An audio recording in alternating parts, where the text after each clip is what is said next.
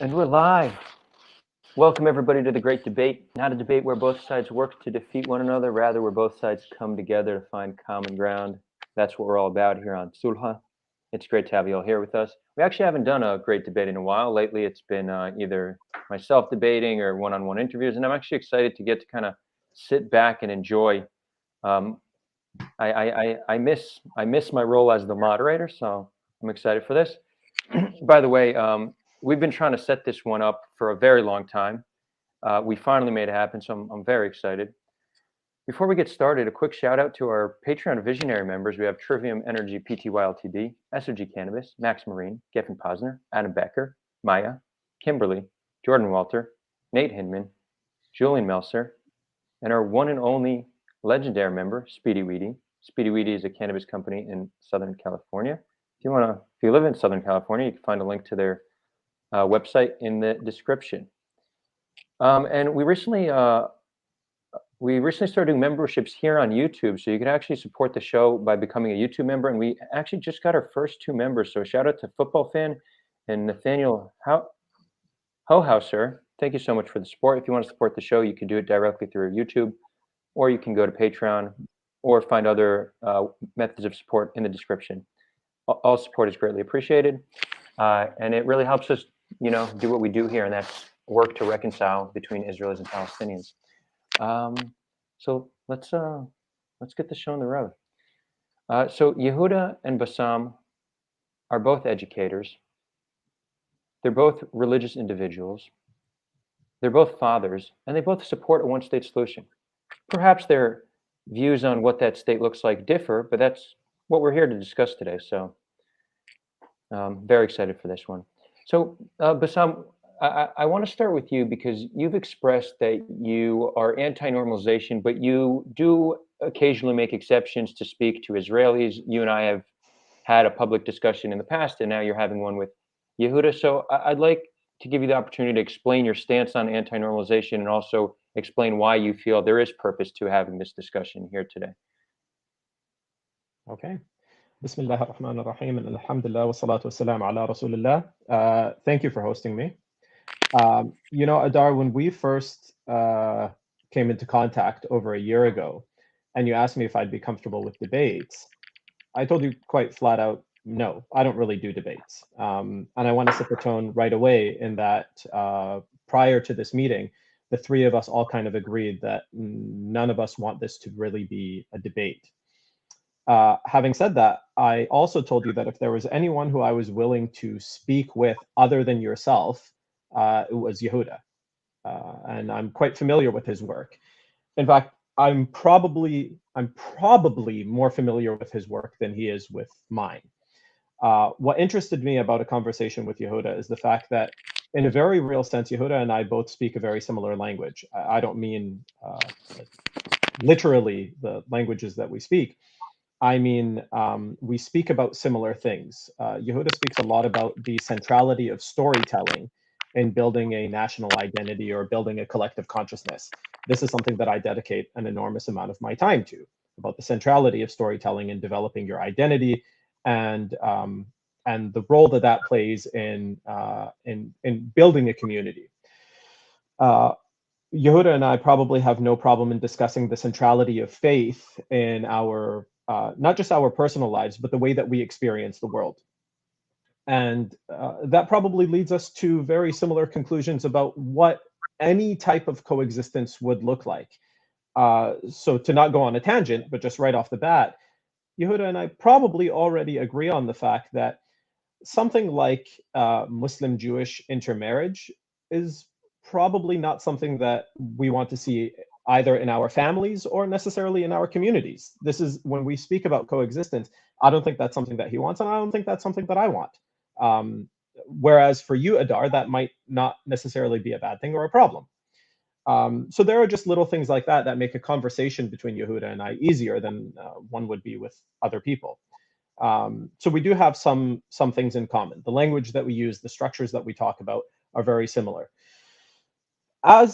As for the subject of normalization, I am not opposed to having conversations, but it depends on what the conversation is about. I'm not just going to talk about an imaginary coexistence that cannot and does not exist, but pretending like it exists while we have hummus together and engage in this charade of coexistence. Um, there's a story that I've told you, Adar, and I don't know if I mentioned it in our last live conversation, but the late British journalist Robert Fisk, when he was interviewing exiled Hamas fighters in southern Lebanon in the early 90s, when he was done speaking with them, they said, "Where are you going to next?" And he said, "Well, I have an interview scheduled with Shimon Peres." And they said, "Would you like Shimon Peres's home phone number?" So the reality is that in the background, there are a lot of conversations that happen, but it depends on what those conversations are about that makes them meaningful or fruitful. As for what I hope to get out of this conversation, I do want to speak about the centrality of storytelling in developing a future. However, I am not willing to engage in my point of contention, I suppose, is that I am not willing to engage in distortions for the sake of creating a shared story or a shared vision for the future. I think I could leave it at that to start. Thank you. Yehuda, the floor is yours.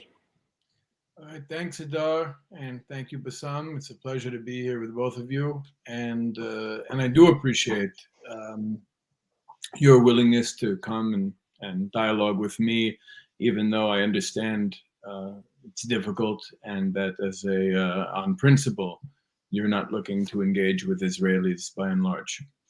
I think we do share a lot in common, especially with you call stories, or what I would call narratives. I just want to define. I'm ultimately I'm interested in the truth. I'm interested in the Creator's truth, and I don't think I can ever get there. I don't think you can ever get there. I don't think humans are really constructed to be able to hold that level of truth.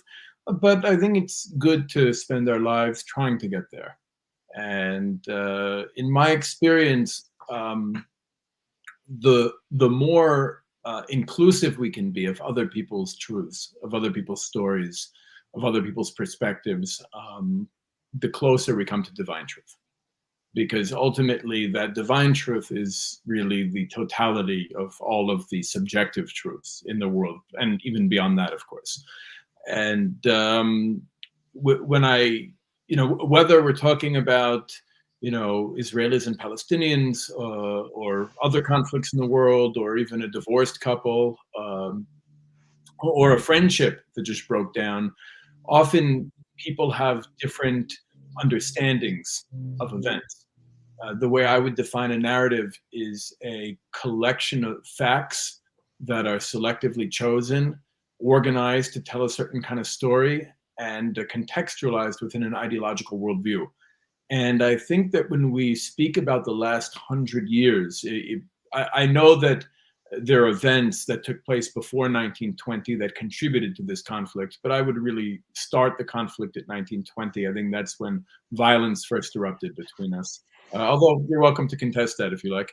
But for the sake of the point I'm making, whether I'm talking about the last 101 years or 140 years, it doesn't really make a difference. I think that both Israelis and Palestinians have radically different, not just different stories or different narratives. I think we're each selecting different facts. We're making sense of those facts differently. We're organizing them differently. We're telling a different story with them. We're obviously both omitting facts that are inconvenient or complicate the story we're trying to tell. And of course, we're looking at all of this through an ideological worldview. And for me, I really think that the only way forward ultimately, again, this is much easier said than done, but I think the only way forward together is to ultimately be able to create a bigger narrative, a bigger story that's inclusive enough to encompass both ostensibly rival stories. And that takes a lot of courage. I think that, in the course of the work that I do, I travel in a lot of different political circles. I'm a Jew living in the West Bank. You could imagine what kind of friends and neighbors I have just in my day-to-day life. But I also work with a lot of Palestinian activists. I work with a lot of people on the left. I travel in a lot of different circles, and I think what frustrates me the most about almost every circle I travel in is not only ignorance, but what I would call principled ignorance. And especially between Israelis and Palestinians, I find that there is a principled ignorance of not being able to understand the story of the other, not wanting to engage with the story of the other. There's almost a fear that if the other's story is true, my story becomes less true. And not only does that lead us to an inability to actually achieve any kind of reconciliation, it also leads to very counterproductive methods of struggle. That we're both essentially fighting not one another, but our fantasy antagonists, the other as he exists in my story, which is obviously radically different from how he exists in his own story. and I don't see, if you're familiar with, I don't even have to quote Kabbalistic literature. I could quote Mao in On Contradiction. He talks about one-sidedness and the danger of entering into any situation, conflict, resolving contradictions, not understanding the perspective of the other, really deeply understanding the perspective of the other. So I think that, from my perspective, whether or not the goal is to reconcile or the goal is to defeat the other, we have an interest in deeply understanding the story, experience, perspective of the other as the other understands it. Right. There's a lot to start with there. So I think, Adar, if you're okay, because I know you're the moderator here, maybe we could just let the conversation unfold organically, and then just see how it goes. So as a starting point, I will push back on the issue of 1920 being a good starting point, and the reason is, and this is actually part and parcel of the entire misunderstanding of the Palestinian experience. The fact is that for the Palestinians, Zionism was inherently aggressive. So the arrival of a settler colonial project, the arrival of a community, particularly when the community manifested itself into one that necessitated Jewish-only labor and Jewish-only land, that is an inherently aggressive action. So despite that this was not necessarily backed by, or this was not yet backed by a colonial force, or an imperial force, the British, this was still aggressive action against the Palestinians. The first case of Palestinian forced displacement that I was able to find was 1892. So Zionists began arriving in 1882 for about 10 years. I'm not going to say that it didn't happen, but I was not able to find a documented case where Palestinians were forcibly moved from their land until about 10 years after that. Probably a pretty good explanation for that is that the first generation of Zionists were perfectly willing to have Arab peasants work their land while they reaped the financial rewards of that. And so if I was going to pick a date to say the point where the Zionist project and indigenous life became irreconcilable, or it became obvious that these things were irreconcilable, I'd say about 1911, 1912 with the Al Fula land sale. Now, are the two of you familiar with this incident? I am, because you and I have spoken about it in the past. Yeah. But you should explain it anyway for our listeners, for our viewers. Yes. Okay. Fantastic. So I will try to summarize this as fast as possible. When the Zionists arrived in 1882, they arrived right on the tail end of a massive Ottoman reformation or reorganization campaign called the Tanzimat. I could spend 6 or 7 hours talking about this. It's become my personal obsession for the last over a year. But to summarize the most important part of the Tanzimat for the sake of our conversation, the Tanzimat resulted in two things that were very important for Palestinians. So number one was the disarming of the peasants. The Tanzimat was essentially an effort on the part of the Ottoman Empire to create a state, to create a modern state, and that is a state that possesses a monopoly on violence. The other thing that the Tanzimat accomplished was the privatization of Palestinian land. Not just Palestinian land, of course, all Ottoman land. But prior to that, in the Levant, land was owned in a system called Ard Masha, which means communally owned land. The Ottoman state now needed land to be registered in the hands of individuals, the way that all of us are familiar with land ownership. Well, this was incredibly disruptive to Palestinians for a few reasons. One is that what was the intention behind this? And the intention was that the Ottoman Empire wanted to be able to tax land more effectively, and the Ottoman Empire wanted to be able to conscript soldiers more effectively. All of this, of course, exists before Zionism is a twinkle in the eye of the land between the river and the sea, right? It's not an issue at this point. So the Palestinian peasants find themselves without arms. And not only that, but many of them refuse to register their land because they do not want their sons to be recruited into wars, and they do not want to pay more taxes.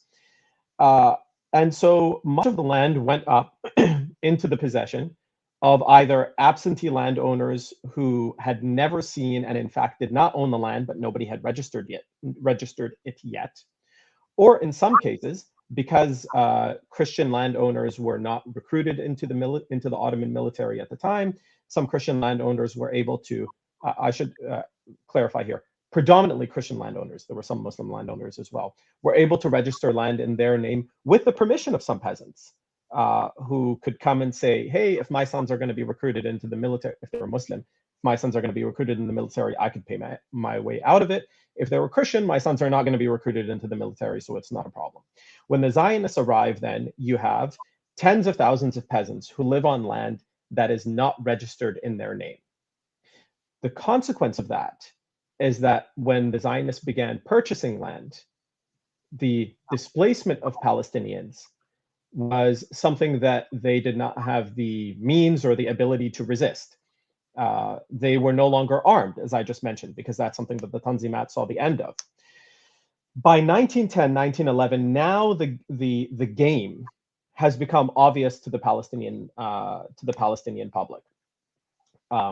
There was a genuinely free press in the early 20th century in Palestine, not like the monkey business that you see in the Arab world today, but a real free press. And so there's this massive story that erupts in 1910, 1911, that some land, a massive tract of land in the Marj ibn Amr region, which I think in the modern Israeli discourse is referred to as the Jezreel Valley. I think that's right. So anyways, the Marj ibn Amr region, which is north of Jenin and south of Nazareth, is owned by the Sarsouk family. The Sarsouk family were a family that came into the possession of this land during the Tanzimat, having never set foot on it and having never owned it. When the Zionists wanted to purchase this tract of land, it was already well known and well understood among Palestinians what the Zionists aimed to accomplish, which is Jewish-only labor and Jewish-only land. It was well known to the local Ottoman administrators. It was well known among the general Palestinian public, and it was a big story in the press. And despite the fact that the local Ottoman administrators were against it, despite the fact that the Palestinians were against it, despite the fact that this was going to result in the displacement of the Fallahin who lived there, the purchase went through anyway. I think that is the moment that Palestinians awoke to the reality that the Zionist project and indigenous life in Palestine were irreconcilable. Okay, fair enough. So I think, sorry, I would like to respond to some of that. First of all, it's a perfect example, I think, of the point I was trying to make before. The facts you just mentioned, and I'm, without doing any research, I'm taking you at your word. I'm assuming that that story is correct, is accurate. Some of it I knew before, some of it I did not. But it's definitely a set of facts that are absent from what I would call the Israeli narrative. Meaning, and those land purchases are a great example. You also mentioned Jewish-only labor unions, right? We essentially came here and we built an infrastructure for us, for our project. Now, I want to back up for a second. I want to address those things because those things are important. They're important to me not because they're examples of one side being right and another being wrong, although there might be some of that here too. But I think it's a great example of an unnecessary misunderstanding that ultimately spiraled. Okay, I think that what you expressed really bring up some of the roots of what's going on here, and most of us have no clue. For example, we really think that we purchased land from the legal owners of that land. Now, I happen to be sensitive to the fact that home is more than land ownership, meaning, you know, I was, from the time I was born, my family lived in a rent control apartment in New York. My mother is actually still there. And so even though we never owned that apartment, from the time I was born, I lived there. I was a child there. I was a teenager there. When I travel to the States, I'm in New York, I often stay there. It feels like home, but we've never been the owners.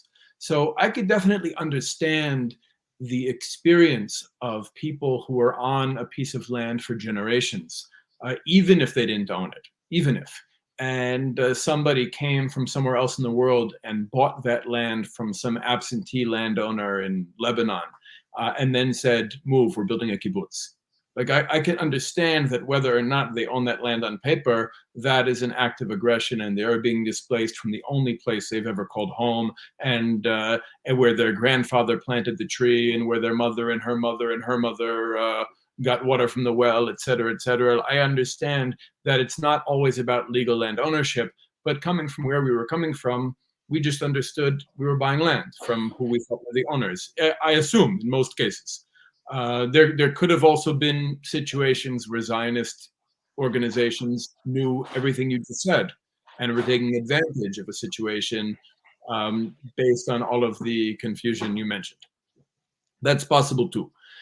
When it comes to Jewish-only labor unions, I mean, this is a great example of something that is so deeply understood internally, but probably really hard to understand from the outside. The Jews who were coming back here from Europe were trying to, you know, Zionism, if you ask, there are a lot of definitions of Zionism out there. I'm sure you have one as well.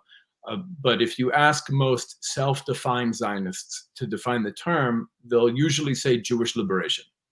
Like Zionism equals Jewish liberation. And I used to say that as well.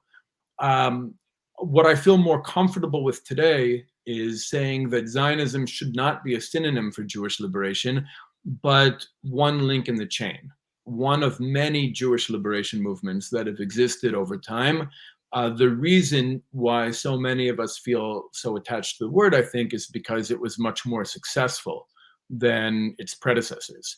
Meaning, from the time the Romans crushed our series of revolts to land from them until the first Zionist Congress in 1897, correct? It's late here.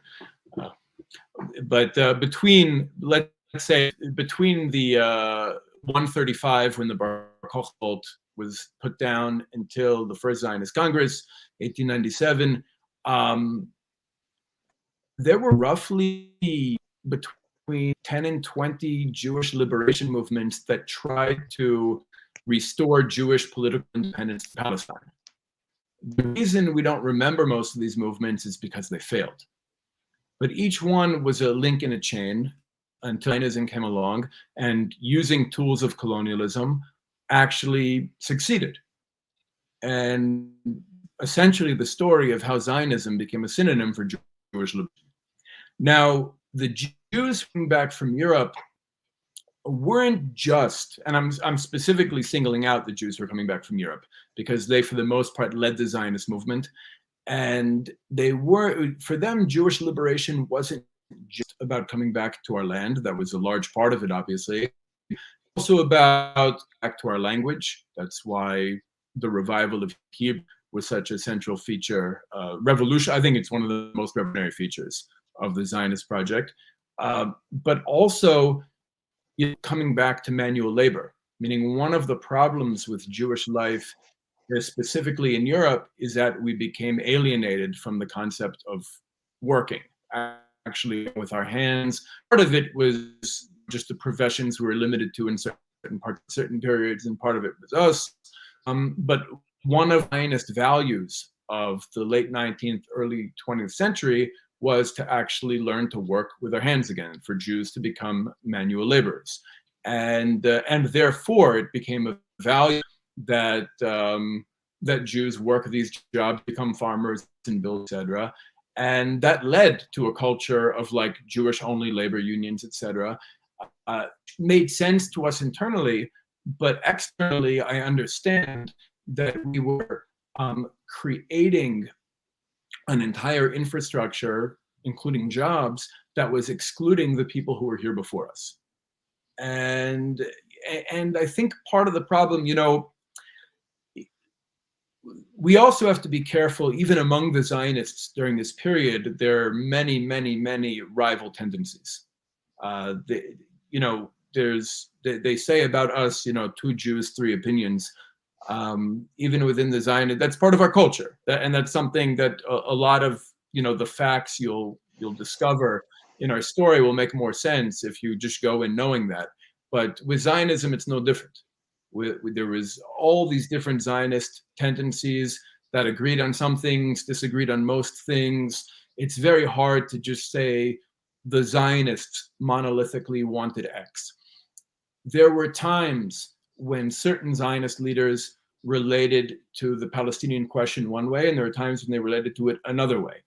For example, Yitzhak Ben Tzvi, who was the second president of the State of Israel, wrote a book about how these Arabs in Palestine are actually Jews. They're actually our people. They're our long-lost brothers who were forcibly converted to Christianity and Islam and separated from us, but now we're reuniting with them. David Ben-Gurion even wrote an article at one point, you know, to the same effect, but conditions made that path no longer like a realistic attitude, you know, a sensical attitude among the Zionist leadership that this is how we're going to engage. I think that when we look at this period, you know, you said something before about Zionism as a project being backed by the British Empire. You know, when we learn history, in our history, the British are the bad guys, and they were anti-Zionist, and they were pro-Arab, and I'm sure that when Palestinians are learning history, they're learning that the British were pro-Zionist. And I think the truth is, and you could say the same thing about the United States today, the British were not pro-Jewish or pro-Palestinian, the British were pro-British. And there were certain moments when it was in their interest to support Palestinian demands. There were certain moments when it was in their interest to support Zionist demands, but what they were consistently doing the entire time was supporting British imperial interests. And one of the things they managed to do was to really, I'm not saying that we are blameless, and I'm not saying that you're blameless, but I think what the British were very good at, not just here, but really all over the world, was to exacerbate a conflict and to use it to their own advantage. And I would say one of the things that the British brought to this country, aside from indoor plumbing, was the conflict. Meaning they essentially created the conflict, or at least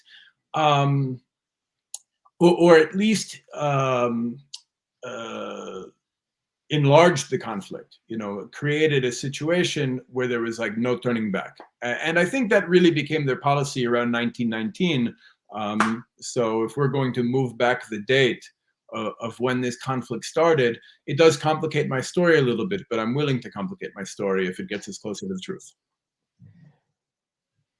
Boy, is there a lot to deal with there. Okay, so let me do my best in like in a reasonable amount of time.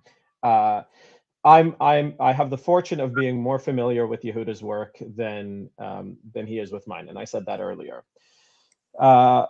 Having said that, I really didn't want to prepare. You know, one thing that I've seen people try to do it with Yehuda, and I genuinely did not come with this intention to kind of prepare a series of one-liners to get us caught in this back and forth of aha or gotcha moments. really not what I'm trying to accomplish here. But there is a benefit, I guess, to being familiar with something that that someone does so frequently, as Yehuda does, which is that he will occasionally say similar things to what he's said in the past. He's consistent. The issue of there having been past national Jewish movements, essentially, or liberation movements, or movements to bring the Jews back to Palestine, the 14 or 16 or 18 or 20 movements that Yehuda is talking about, I'm one of the people that reads people's footnotes. So when you've written that on your online magazine, I actually check the sources, and you're mostly talking about messianic movements. Like, these are not nationalist movements, because that would be to imply that nationalism, that Jewish nationalism, existed before it existed everywhere else in the world, prior to when the technological possibilities of nationalism, and by that I mean cartography, of newsprint, of novels, of all of these technologies that make nationalism possible, urbanization, mass mobilization, all of these things did not exist in the time that these movements existed. So I think when you're speaking about those movements, you're mostly speaking about messianic movements. Well, we can go through them. I'm talking about armed struggles against the Roman Empire, against the Byzantine Empire. I'm talking about, like, for example, in the 7th century, we fought the Byzantines to try and free our land. We actually allied with the Persians at the time. There were later movements that were, I'm not, for us, by the way, for the Jewish people, I'm not sure there's a difference between a messianic movement or a national liberation movement, because both really aim at Jewish political independence in Palestine. So also, just to add in there, like, it's, both Jewish nationalism and Palestinian nationalism wasn't created in a vacuum. It was very much the trend of the world for groups of people to come together and form nation states. Well, for us, it's a little bit different. You're right. When we talk about nationalism in the modern context, we're essentially talking about European nationalism as we understand it today, and we can talk about how Zionism is influenced by that. I'd say to a fault. But if you look at the creators of European nationalism, and again, I'm quoting my wife here. She's much more of an academic than I am. She would argue that European nationalism was largely based on the ancient Hebrews. Like, the model that it was being based on was the ancient Hebrews. So on the one hand, it's true that nationalism is a relatively modern social construct. On the other hand, it's a relatively modern social construct based on my people and based on our history and based on experiences we had. Yehuda, I'm just going to cut you off a bit, because so here's what I think, having your wife not here to defend her position, here's what I think she is referring to. In the 16th century in Europe, the white man discovered the printing press. I'm not going to say that Johann Gutenberg invented the printing press, because the Chinese had it for hundreds of years before Europe had it. And the first thing that people wanted to print was the Bible, because that's what they wanted to read. We have this imaginary vision that Europeans were all reading Plato and Aristotle, and then were reading Isaac Newton, and what they wanted to read was the Bible. This happened to fall precisely around the time where the spell of the Roman Catholic Church was beginning to break over Europe. And so people were starting to engage in a more personal relationship with the Bible, rather than the relationship with their own religion, that is Christianity, the relationship that they had that was mediated by the church. Well, when Europeans who are no longer thinking of themselves as Roman, who are no longer practicing their religion as Catholics, are now engaging with the Bible, and they're trying to create their own new stories, because the Roman story and the Catholic story is a story that they are abandoning. They're looking into their own past and discovering they don't like what they find. The British, for example, are finding pagans in their story. And these monotheistic, devoutly Christian people of England don't want to be associated with that story. So the story that they adopted then was the story of the ancient Hebrews found in the Bible in front of them. So in the 18th and 19th centuries, the British, for a time, actually thought of themselves as the ancient Hebrews. Not that they had imagined nationalism around the work of the Hebrews, that they thought of themselves as, in fact, the descendants of Beni Israel, of the Israelites. And the contemporary Jew was like their bastard cousin. This was kind of at least the British story of the time. But on the issue of creating these chains between past movements and the present, you could almost do that with any. Sure, but I'm doing that with this. You froze. You guys all freeze, or did I freeze? No, yeah, but some did freeze. Okay. Well, I mean, it's a great opportunity for me to interrupt if it's frozen. Well, I guess we'll give him a minute to Sure. figure out what's going on over there. Let me message him real quick, just to make sure he knows he froze. He might still be speaking. Mhm. In the meantime, I see people commenting on the plants. Yeah, I'm not in my regular place. My friend is away, and she left me her apartment. So I've been spending the past few weeks in Tel Aviv. I'm actually probably moving back to Tel Aviv soon, if anybody's wondering. For those who don't know, I moved up north a year ago to kind of relax and focus on the YouTube channel. But around 6 months ago, I started working. I came back to work in the blockchain space.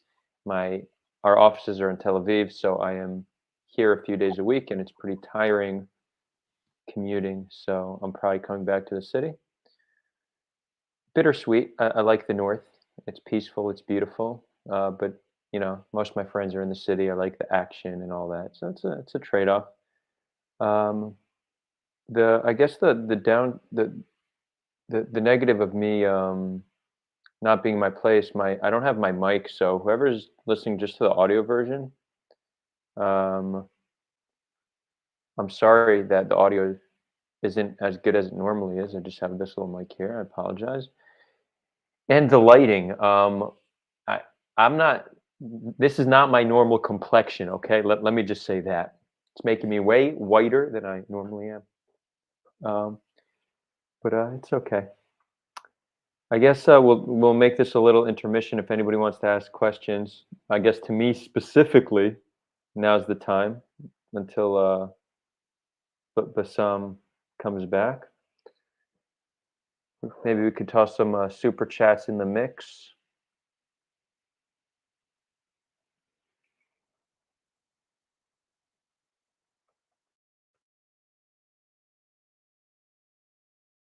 Just message for some. Let's see. Social Minds is asking if I could work remote. Yeah, I work remote like half of the week, but no, we meet in the offices. There's not only meet the offices, I'm meeting clients and stuff like that. So no, I can't do it all remote. I do need to be in Tel Aviv. So yeah, I'm probably coming back. Jordan goes, the plants do not support nationalism. That's true. They probably don't have nationalism, but it's interesting because often you hear like people say plants are so peaceful and all this. That's just how we perceive them. That's just how they seem above ground. But if you go below the surface, they're competing for resources and their vines are strangling one another and stealing water from each other and suffocating each other, right? Like this, only the ones with the stronger roots, they get the water and they suffocate the ones without the water. So honestly, plants are pretty violent. Like they're murdering other plants by taking the resources, the nutrients and water needed to survive. So no, everybody alive today, every species alive today is alive because they were brutal enough to do so.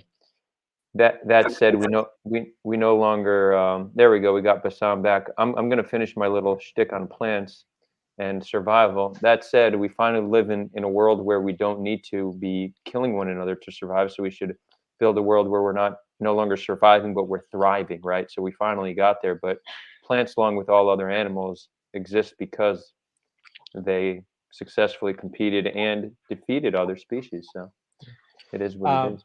Anyways, yeah, Bassam, you got cut off. Happy that you're back.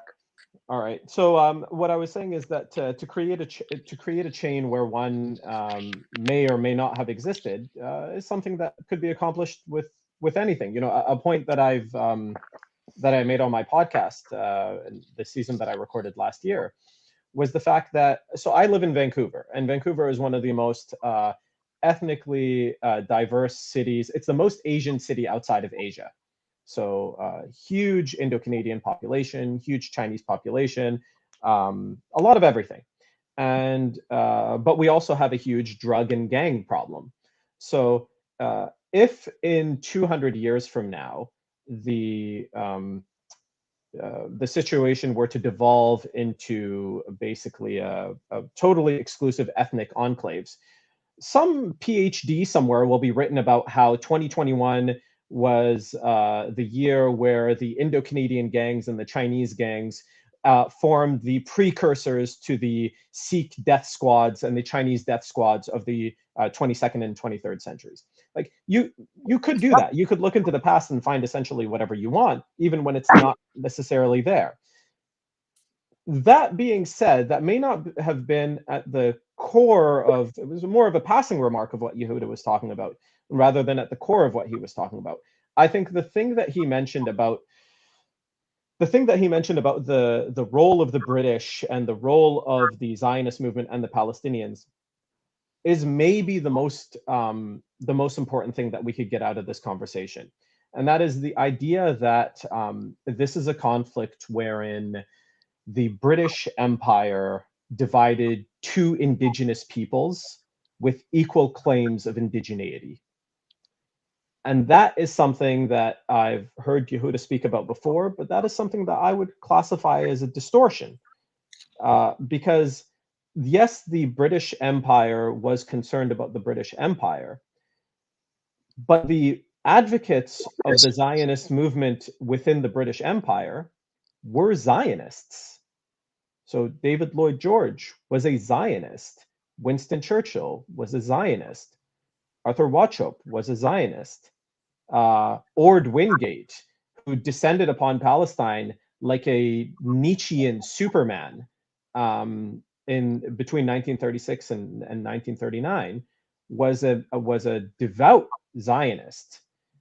And so the problem that I think that the core of the difference between Yehuda and I is that he speaks a lot about post-Zionism as the future for coexistence between Jews and Arabs, between Muslims and Jews, between Palestinians and Israelis. Where I hope Yehuda will be in the future is not at post-Zionism, but anti-Zionism, because I hold Zionism personally responsible for the destruction of not just Muslim life in Palestine, but indigenous life in Palestine. The Nakba that was created from Zionism was not just a Nakba of dispossession of Palestinians from their land. In fact, even before I get into that, Yehuda mentioned briefly kind of what his vision of Zionism is, like what he thinks the Zionist movement is. I think for the Jews, Zionism was an effort to create a Jewish state where one did not currently exist at that time, and to create a Jewish state in a place where Jews had an integral part of their story. Okay, not Uganda and not Argentina, but somewhere where their story connected to. But in order to accomplish that, Zionism and the various ranges of Zionism that Yehuda spoke about, the differences of opinion, the different movements, all of that, at worst, called for the ethnic cleansing of the indigenous inhabitants, and at best, demanded the forced minoritization of the indigenous population. So even if you took something like Brit Shalom, even if you took the most extreme, hey, let's all get along, it was let's all get along under the agreement that you will inevitably be a minority in the country to which you are indigenous. This was at the core of what Zionism was for the Palestinians. And this is at the core of what Zionism had to offer to the region. all of the things that we're trying to work for now in this conversation, coexistence, mutual understanding, neighborliness, freedom between the river and the sea, it was Zionism that made those things impossible, not just for the Muslims and the Christians that live there, but also it forced a binary upon the Jewish Palestinians and among Jewish Arabs to decide whether they are Jewish or Arab. If anything, I think Zionism has reduced the possibility of organic Jewish life in the region. So just imagine this. The Christians and Muslims of the Levant had way more to overcome, for coexistence than the Muslims and the Jews did. The distrust, the animosity, the things that the legacies of the Crusades, that time contemporary impact of European colonialism was a much greater threat to Muslim-Christian coexistence than it was to Muslim-Jewish coexistence. And yet, they largely, especially throughout the 19th and early 20th centuries, found a way to do exactly what Yehuda is trying to describe, which is to create a collection of facts that allows them to engage in a common understanding of the past, a common vision for the present and the future. Zionism's binary of being either Arab or Jew annihilated the possibility of organic Jewish life in places where it had thrived for hundreds of years, like in Iraq, like in Syria, like in Morocco, like in Algeria, and all these places where Jewish life had gone on for a very long time, and gone on with a story that was, not that it wasn't Plato's Republic, but in a story that was largely void of many of the tensions and the difficulties that existed for Jewish life in Europe. Once that binary was present, where you had to be either Arab or Jewish, since then, since that fissure, no Arab has engaged in a meaningful friendship with any Jewish neighbor because no Jewish neighbors exist. Like the way that if you talk to Palestinian Armenians and you talk to Palestinian Orthodox Christians and Palestinian Muslims, all of them will tell you stories about Christian and Muslim neighbors who they are friends with, right? Where they could build those meaningful relationships. Zionism made that impossible. And so in order to engage in any vision for the future, I think it's important to recognize the reality that it was Zionism that created the environment that we find now. Okay. I honestly didn't expect to come into this conversation or to use most of our time arguing over history and what it means. I actually assumed we were going to speak more about moving forward and what the future. And you don't know me at all. All I do is history is my jam, man. This. So, I'll tell you, you should look, just like I'm careful of telling your story, you should be careful of telling the Jewish story, because you do get a lot of things wrong. And the reason you get a lot of things wrong is because you're not one of us.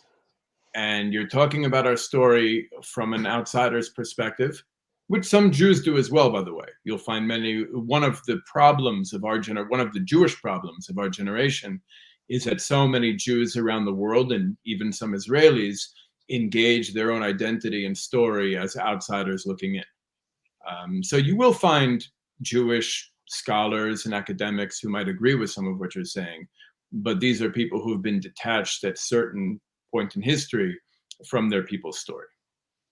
There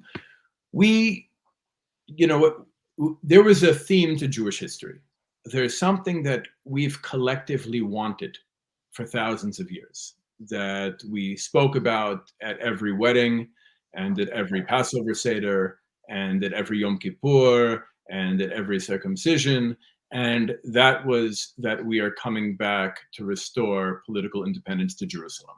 That's been a theme of Jewish history that could be achieved this way, could be achieved that way. I have many criticisms for how Zionism behaved, and I do think we need to confront, address, and dismantle the colonialist features of Zionism but I understand that Zionism, for whatever reason, happens to be the link in that chain, the movement that ultimately succeeded in doing what a lot of previous movements failed to do. But it's something that we were always determined to do. It's something that we spoke about 3 times a day in our tefillot. If you open a siddur, if you walk into any synagogue and open a siddur, you may or may not be surprised to find that the theme of almost everything in that siddur is us coming back to our country and to political independence, etc. This has been and I think that it shouldn't be difficult to understand, because we're already living at a time where there's 3-4 generations of Palestinian refugees who have not given up on the idea of return and have not given up on the struggle to come back and to reclaim what's lost. So just imagine that being 20 generations, and that this was the story we told ourselves. This was a story that was passed down from parent to child for 2,000 years, that we are going to go back. And we fasted every year, not only on the day that the Romans destroyed Jerusalem, but also on the day that the Romans broke through the walls of Jerusalem 3 weeks earlier, and also on the day that the Babylonians laid siege to Jerusalem. And to this day, even right now, we continue to fast on these days thousands of years later, because that's part of our national memory, our collective story. I know you understand the importance of stories, but this is our story, and this is a story that every insider among our people, everybody who is continued to this day to look at the world from the perspective of our ancestors and our prophets and sages, looking out, as opposed to those who adopted the mindset of other cultures and civilizations and look in. This is the way we see things. And I think that, it's like, if we use our time here trying to understand each other's stories rather than tell each other's stories, I think we can be a lot more productive, especially in understanding the possibilities for a future. I do believe, I happen to be optimistic that there is a way for us to both win in the subjective narratives, in the subjective stories we're living in. Like, I believe there is a way for Palestinians and Jews to achieve a happy ending together in this land. But I think that what it requires, the prerequisite, is being willing to engage the identity, story, and experience of the other as the other understands it. Even if we find points of tension, even if we find areas where, even if we find places where there seems to be, at least on the surface, a contradiction between how we understand an event and how you understand an event. Yeah, so it is neither. So, sorry, can you, Adar, I can hear you. I was just telling you, I messaged you privately, just saying, because every time you move and your mic ruffles, it makes it hard to hear. Yeah, I gotta get my mic back. I'm gonna stay very still. Bassam, before you go, I just want to kind of build, but add one point to what Yehuda said. So I think it makes sense for both sides to better understand each other's stories, but I think at the same time, we can also understand how one person's story affected the other people. So it makes a lot of sense for Yehuda to be able to share the importance of Israel to the Jewish people, and for Bassam to then be able to explain how that return affected the Palestinian people. And I think this is really how the conversation should happen, right? It's about both sides being able to understand each other's stories, but how our respective stories affected one another. And I think that's how we're going to have the most productive conversation here. I just want to pause and say I'm genuinely enjoying this conversation. I do hope that the audience benefits something from this, and I also want to benefit something from this experience. But my emphasis on the past and my emphasis on Zionism is not arbitrary. The reason why I make such an emphasis on this is because if there is going to be a future, it cannot be one that is rooted in Zionism. That is my point. Mm-hmm. Because Zionism is the core underpinnings of Zionism necessitate the minoritization and the subjugation of Palestinians on their own land. This is, if we do not address that point, then we come with absurdities that we find in the present. The absurdity like that what's happening in Sheikh Jarrah right now is just a real estate dispute. It's not. It's not at all a real estate dispute. Yeah. Yeah. No, I'm sorry. It's not a real estate dispute, but it's exacerbated by the two-state paradigm. Meaning, because of the two-state paradigm, we, from our perspective, like if we believe that we are resisting a two-state solution, that we are resisting the division of the land and the division of Jerusalem, then suddenly we feel all sorts of pressure to fight for every neighborhood. And it's, meaning there is a reality where Jews lived in Sheikh Jarrah before 1948. And you know the history, I'm sure, as well as I do. But it only becomes what it becomes. And it only leads to a situation where we're not able to humanize the other, and we're not able to understand what the place means to the other. Because on our side, I'm talking about us now. Yeah. Yeah. And we're behaving the way we're behaving because we're concerned about Jerusalem being taken away from us. We're concerned about Jerusalem being divided. That is a concern on the Jewish side. And that is something for thousands of years we've been committed to resisting, even if it means armed struggle. From the time the Romans were here, from the time the Greeks were here, we are obligated. We are obligated to fight for independence in this land. That's not something we can compromise on. I'm interested in making it good for everybody. I'm interested in creating a situation where, like, for example, right now, this idea of Jewish state is, one of the problems with Israeli society is we haven't defined what Jewish state even means, or what the democratic state even means. And for me, a Jewish state is very simply a state that expresses our people's identity and values in its policies and institutions. I don't think it necessitates exclusivity. I don't think it necessitates even a Jewish demographic majority. I think what it necessitates is that we experience, the Jewish people experience, our identity and our values being expressed, being manifest in the policies and institutions of the state. I don't need you or any Palestinian or any other non-Jew here to recognize any of those things as Jewish, for me to have a Jewish state. I think that right now we have, and part of the problem, look, I also think that Zionism is part of the problem, especially at this point in history, because even though I'm grateful to the fact that Zionism was the successful movement that brought my people home and radically changed our situation in the world, I understand that it's no longer helpful, and I understand that it created a big mess for you. And even if we were not in a position to be able to address that before, I think we're in a position to be able to address that now. Meaning, I personally, I'm comfortable with power. I think part of the problem with my people is we haven't had power for 2,000 years and we're uncomfortable with it. We don't know how to use it.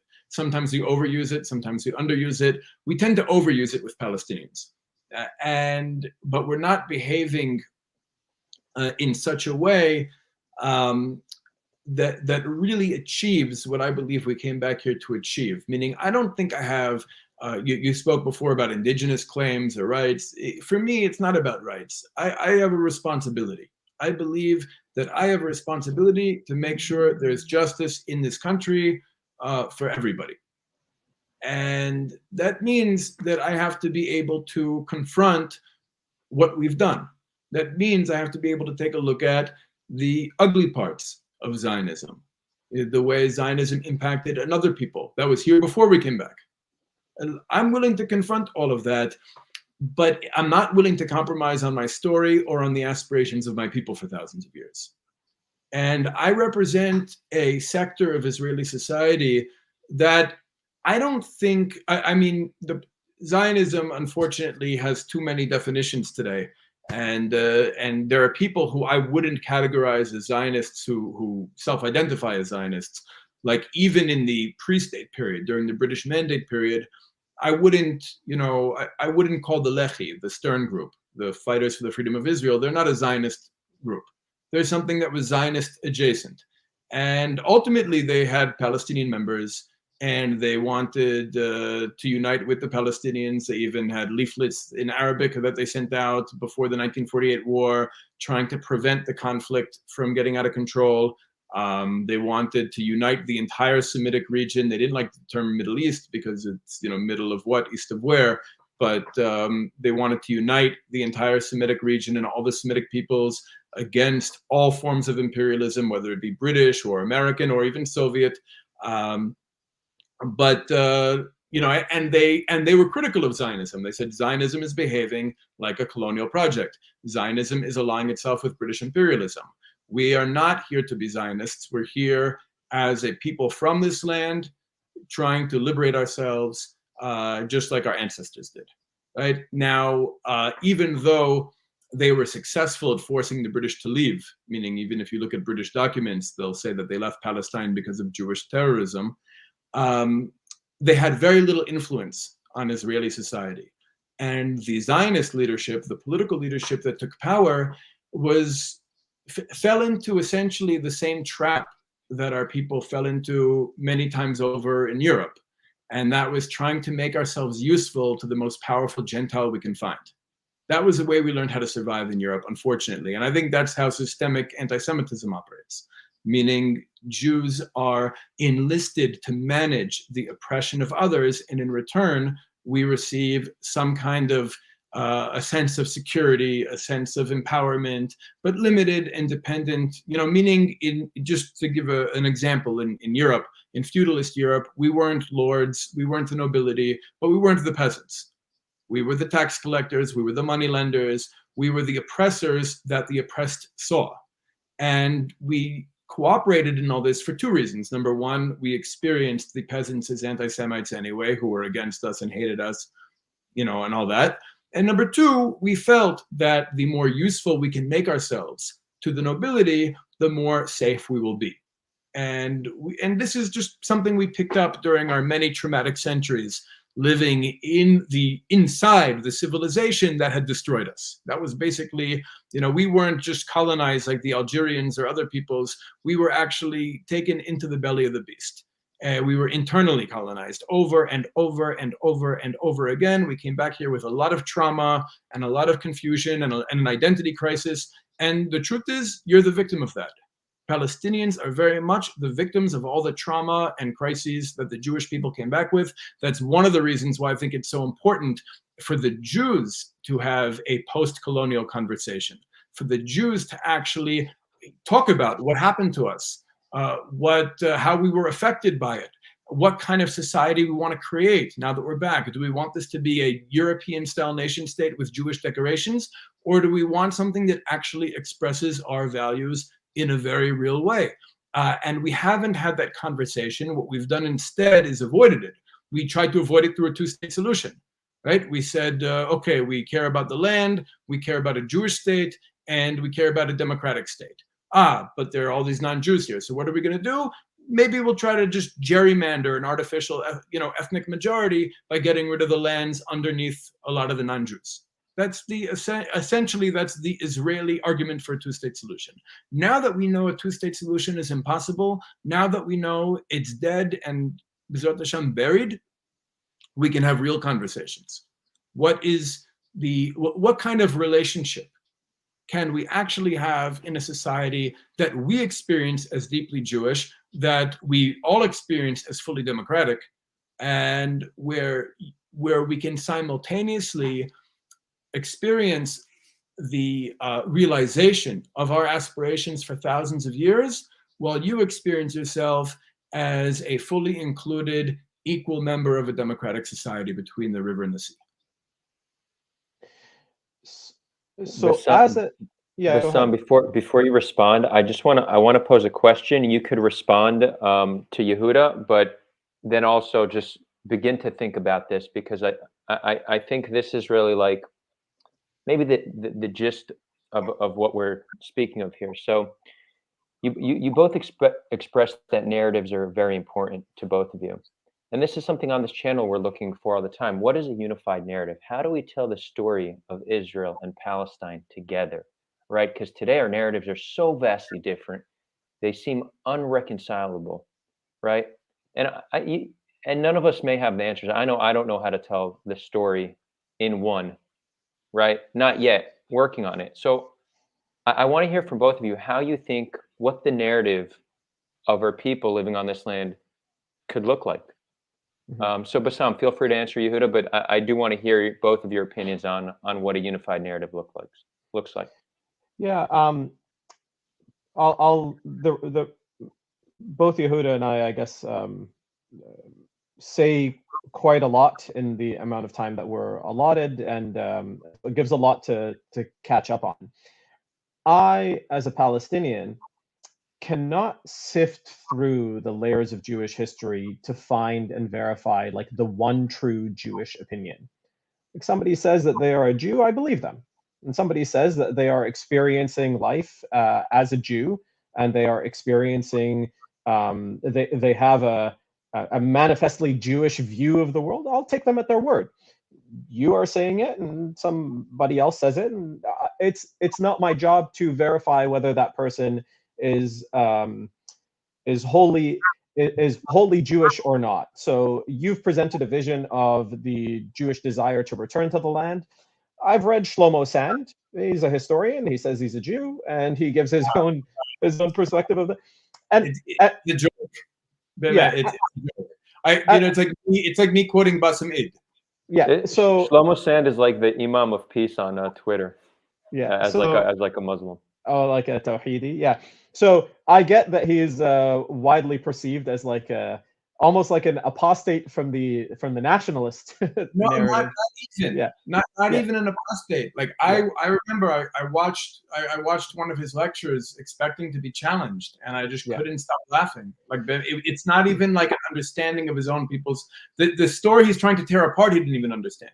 Yeah, so let me clarify this. There are things that Shlomo Sand, there are things that he says that from an Islamic perspective, I would push back against. So I'm not here as an advocate of his. What I'm trying to do is to make a point, to tell you that if somebody comes to me and he says, I'm a Jew, here's my opinion, I'm not going to take all of them equally, but I'm going to address them not on the basis of their Jewishness, but on the merit of their argument.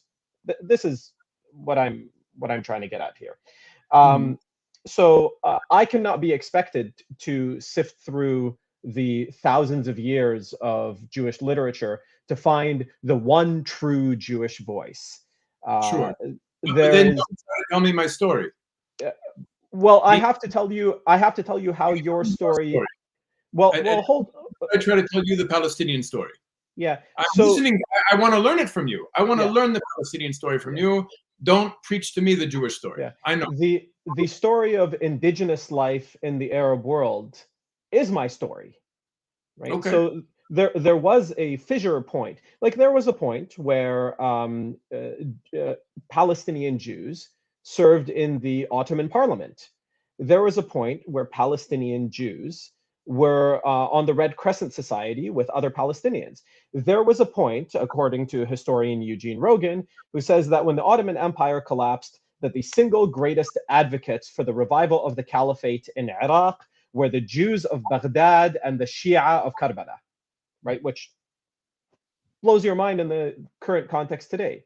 So no, well, hold on. So I'm not willing to just hand them over to you and say, yes, all of these Arab Jews that existed, here you are, you can have them. I'm not willing to do that. So they are part of my story.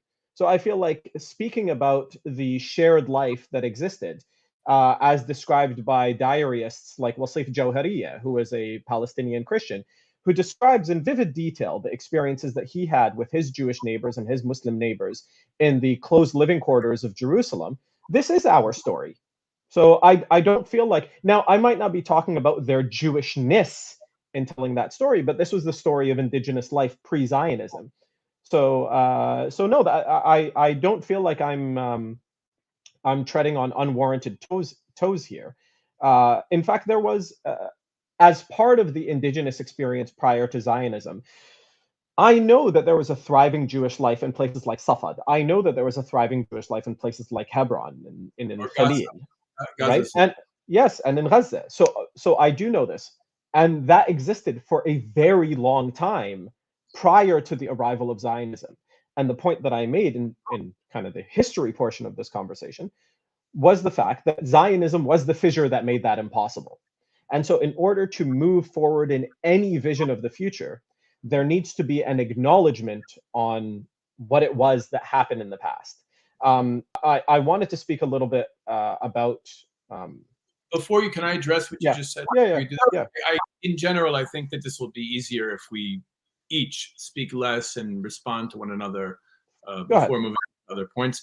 Maybe I'll use a metaphor. You know, I do relate to our Tanakh as prophecy, but not in the way that some might understand. Like, for example, if you look at the first three kings that we had in this land, historically, Shaul, David, and Shlomo, or in English, Saul, David, and Solomon. Okay, these are the first three kings that my people had in this land. And I think they each represent different stages in how we should understand our sovereignty today. Saul, is very much what I would call a Zionist. He's more, for the most part, focused on security, the material well-being of the people of Israel, fighting the enemies, uniting the tribes, etc. But he has no real higher spiritual aspiration, certainly not for what Israel can be for the rest of the world. David, the next king, is similar to what we can call the national religious in Israeli society today, that actually has higher aspirations for Israel to express a uniquely Jewish culture, uniquely Jewish identity, the centrality of Jerusalem, etc. And Shlomo, Solomon, is what I would call the Hebrew universalist. He who really is more focused on Israel's connection to the rest of humanity and how Israel existing benefits the rest of humanity. And one thing that strikes me, it's actually in the 23rd chapter of the second book of Shmuel, Samuel, is that in order for, it's one of the last things David does during his reign. And I see this as allegorical for what I think the national religious, specifically the group, the sector of Israeli society I come from, needs to do. There was a non-Jewish population here called the Givonim, the Gibeonites, that were oppressed by Saul. And they brought their complaints to David, and David had to attain justice for them. He had to acknowledge what happened to them, and he had to attain justice for them in order for us to be able to transition to the next stage in our development. You know, my primary focus, really, in all honesty, is advancing Jewish liberation. That's what I am. That is the project I am working on. I happen to believe that in this chapter of our story, one of the major objectives of Jewish liberation is actually addressing what happened with the Palestinians and finding a way to reconcile. I happen to believe that that is a goal of Jewish liberation right now, in the same way that reviving the Hebrew language or freeing our land from the British were objectives of Jewish liberation in the past. Now, the way I understand this today, if Saul is Zionism, and David is the national religious, the Jews who live in the West Bank, the Jews who are deeply rooted here, the Jews who are most committed to Jewish history and Jewish identity and Jewish destiny, then it's actually us who need to acknowledge what Zionism did to Palestinians and to make it right in order for us to be able to move forward. Meaning David needs to acknowledge what Saul did what Shaul did to the Givonim in order for Israel to be able to move forward. We can't move forward without acknowledging this. We can't move forward without addressing it and making it right. It's in our interest. It's an objective of Jewish liberation right now. Now, I fear what happens if we don't do that. Now, because there is a trajectory. Israeli society is on a trajectory. Israeli society is radicalizing. That could be good, could be bad. Meaning there is a clock. If we don't figure this out, if we don't figure out a way to, at the very least, understand each other's stories before the Haredim end up taking the defense ministry, we're going to have a bloodbath here. Mm-hmm. It's interesting that you took the approach. I don't think you're doing it opportunistically for the sake of the conversation, but when you speak about Sulaiman alayhi salam and Dawood alayhi salam, when you speak about these prophets, what I think some of your listeners need to understand is that for the not just for the Palestinian but for the Muslim, these are our prophets. Okay. In fact, I would go so far as to say that when in Medina, when Muhammad sallallahu alaihi wasallam coexisted and lived alongside Jews, and he found them fasting, and they said, "Why are you fasting this day?" And they said, "We fast this day to commemorate the Moses alayhi salam escaping from Pharaoh."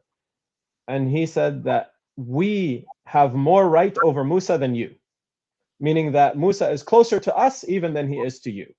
And so these are our prophets. Having said that, Adar asked about the core story, the overarching theme, and the bit that you said at the very end ties into something that I mentioned to Adar in the last conversation that we had, which is, I think that the core story, in fact, the only story that I could imagine allowing for two peoples with the history that they've had to exist here is essentially as following.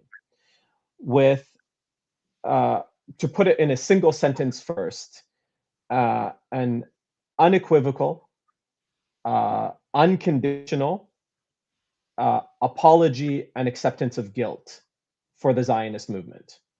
This is number one. And coupled with that is essentially a declaration that we experienced trauma in our history, as you've described it, and that trauma led us to manifest this movement in a way that was profoundly, not just profoundly unjust, but incredibly destructive and regressive. And we are going to move forward not as a conquering nation, but a nation in healing and mourning for what it is that has happened. And I think what I ask of my people, what I ask of the Palestinians, is something much more difficult than that, which is for them to accept an apology, because I actually feel like that is unfair to ask of them, but I would ask it anyway, not because they are morally obligated to accept it, but because by accepting it, it allows for a shared future that is not currently possible. Part of this. Sorry, go ahead. I fully understand, based on my understanding of the Palestinian narrative, your understanding of history and how things developed here. I understand that demand.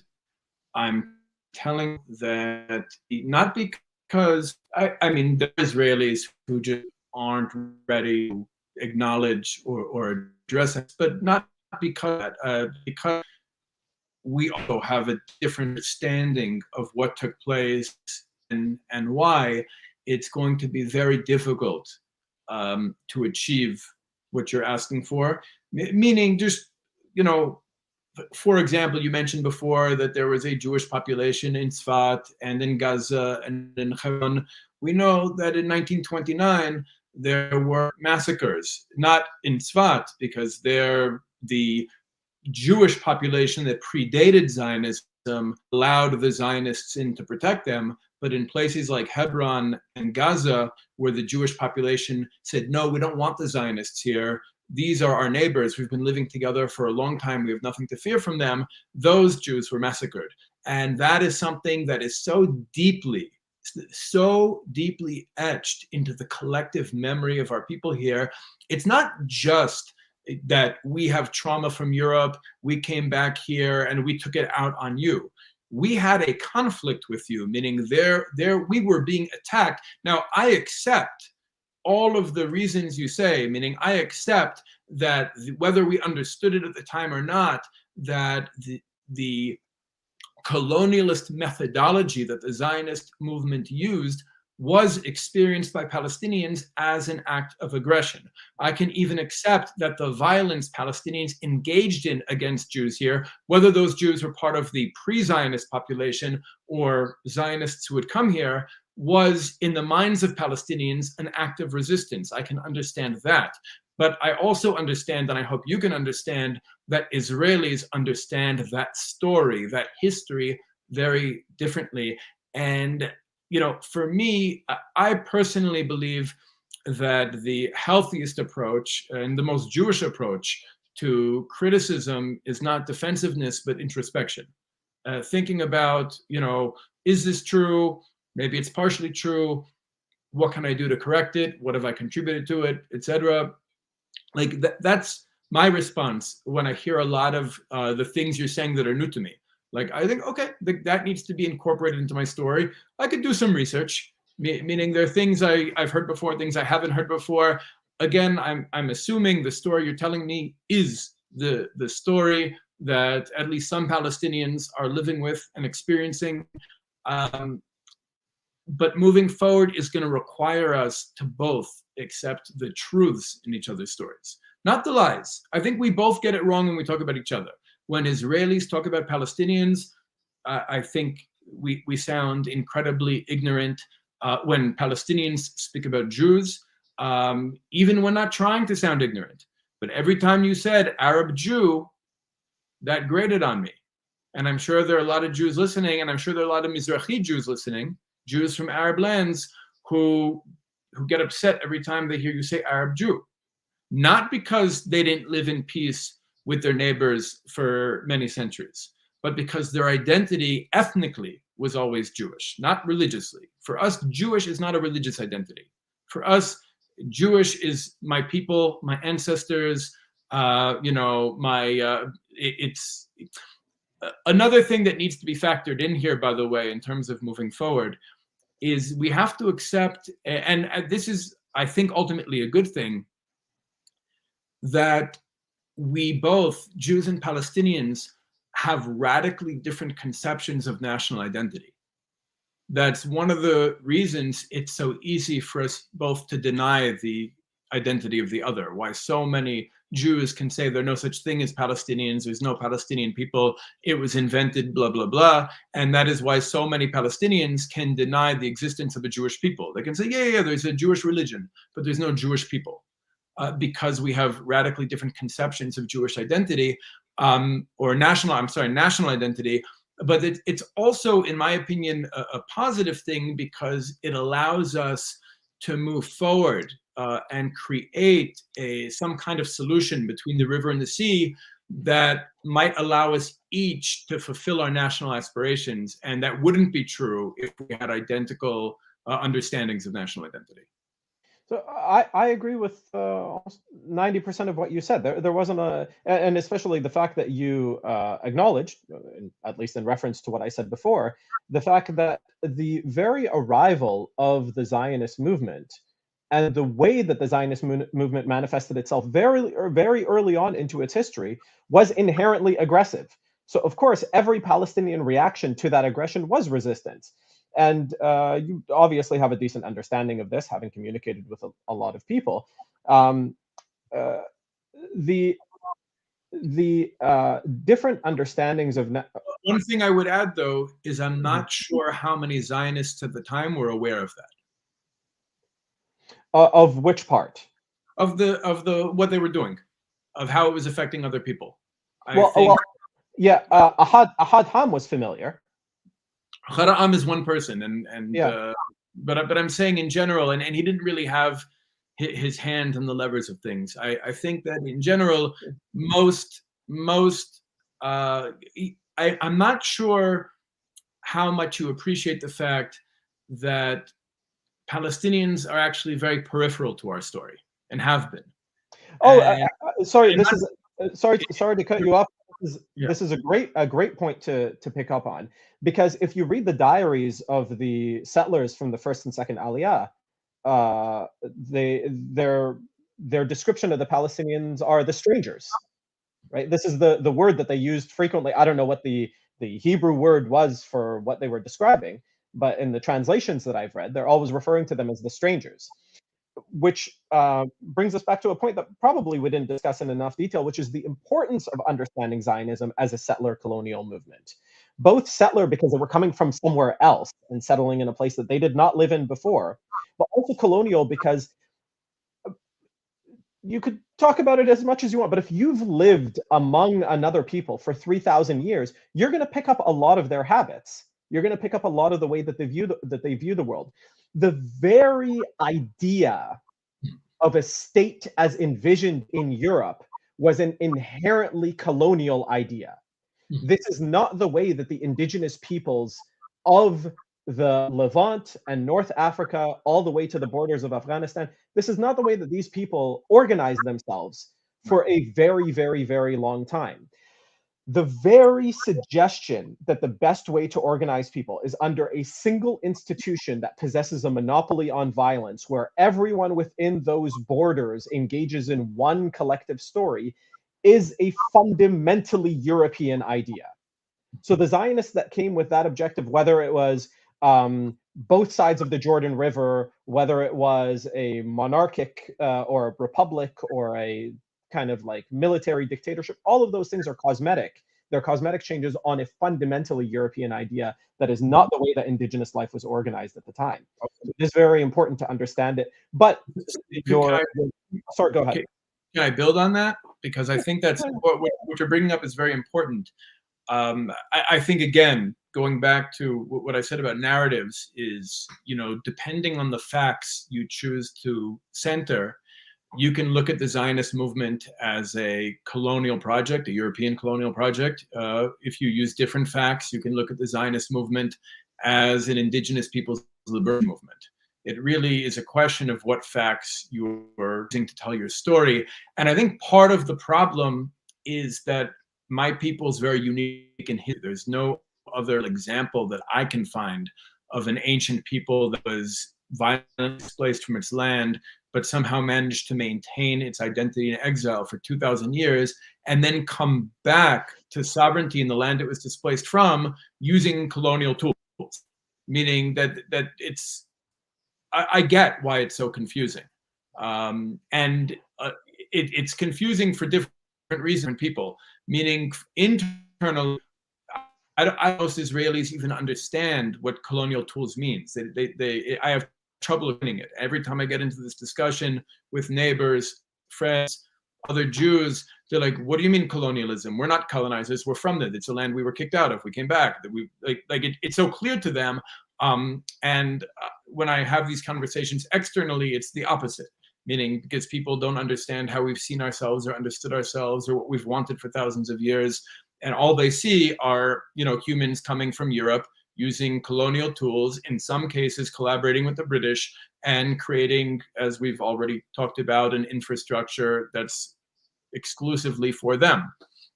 So we're unique in history. I think that you're right that we came, what you described as the habits we picked up in Europe that we came back here with and used to organize a very European style state, I would actually identify those things as part of our colonization.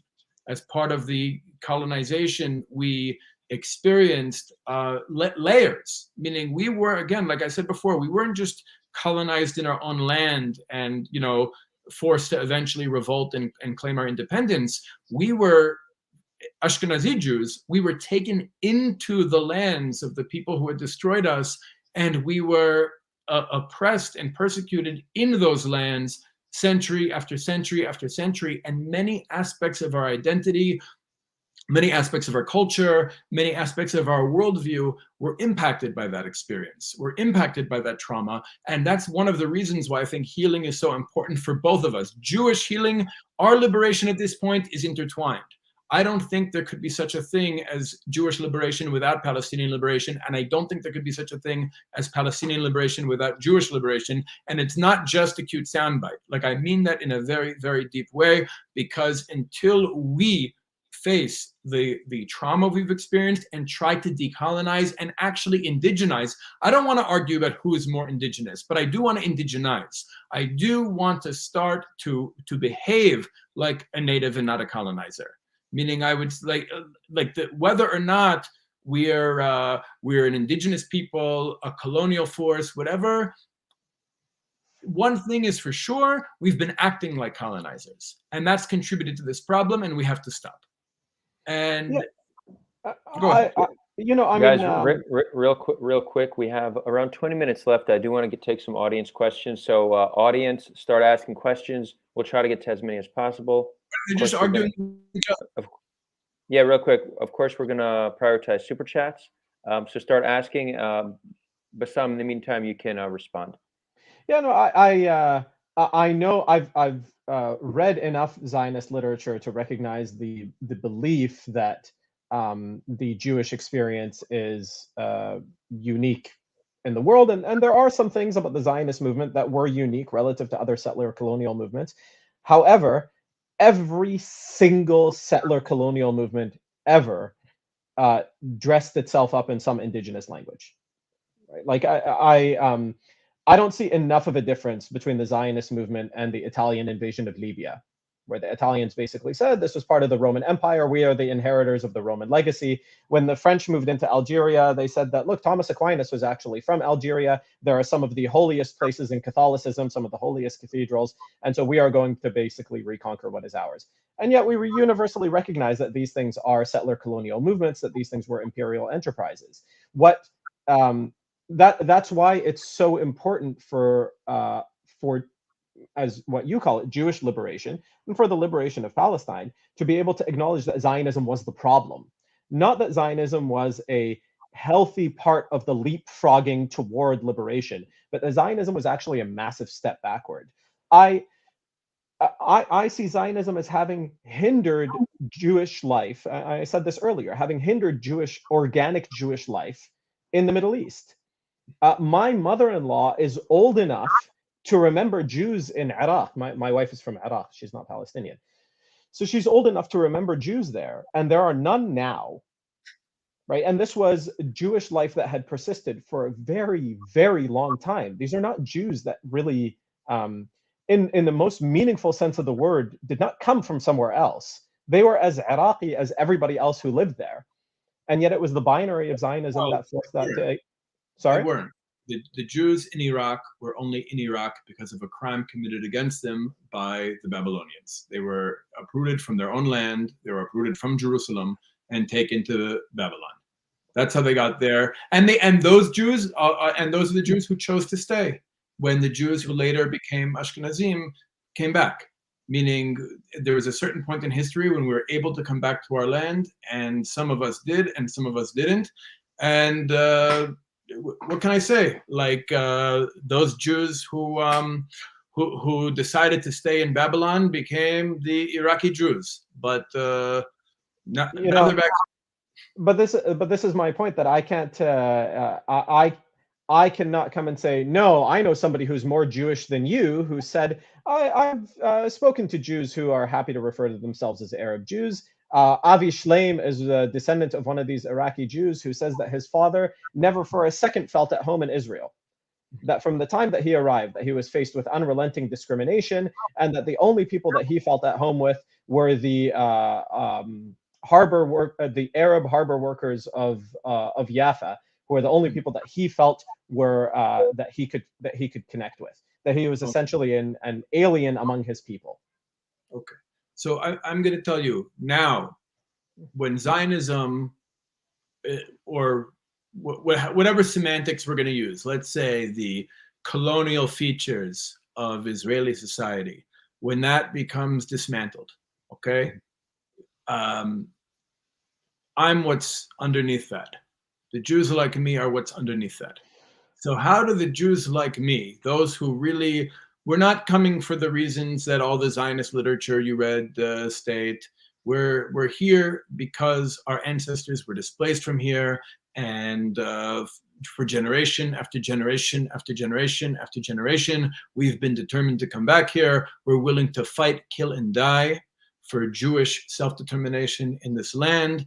But I want to find a way to make that work with Palestinians. And even though I might experience Zionism as a very flawed movement that was catastrophic for you, it still did a lot of good things for us. But I understand that now I'm at a point personally where I want to protect the positive achievements of Zionism while addressing its flaws and cleaning up its mess. That's where I'm at in this point of history.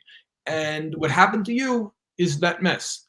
So how, in your opinion, can we move forward in a way that, again, eliminates all of the oppressive structures and all of the things that make you feel like you are not a first-class citizen because you are not a Jew? How do we create a society between the river and the sea where you feel like you've won, yet I still have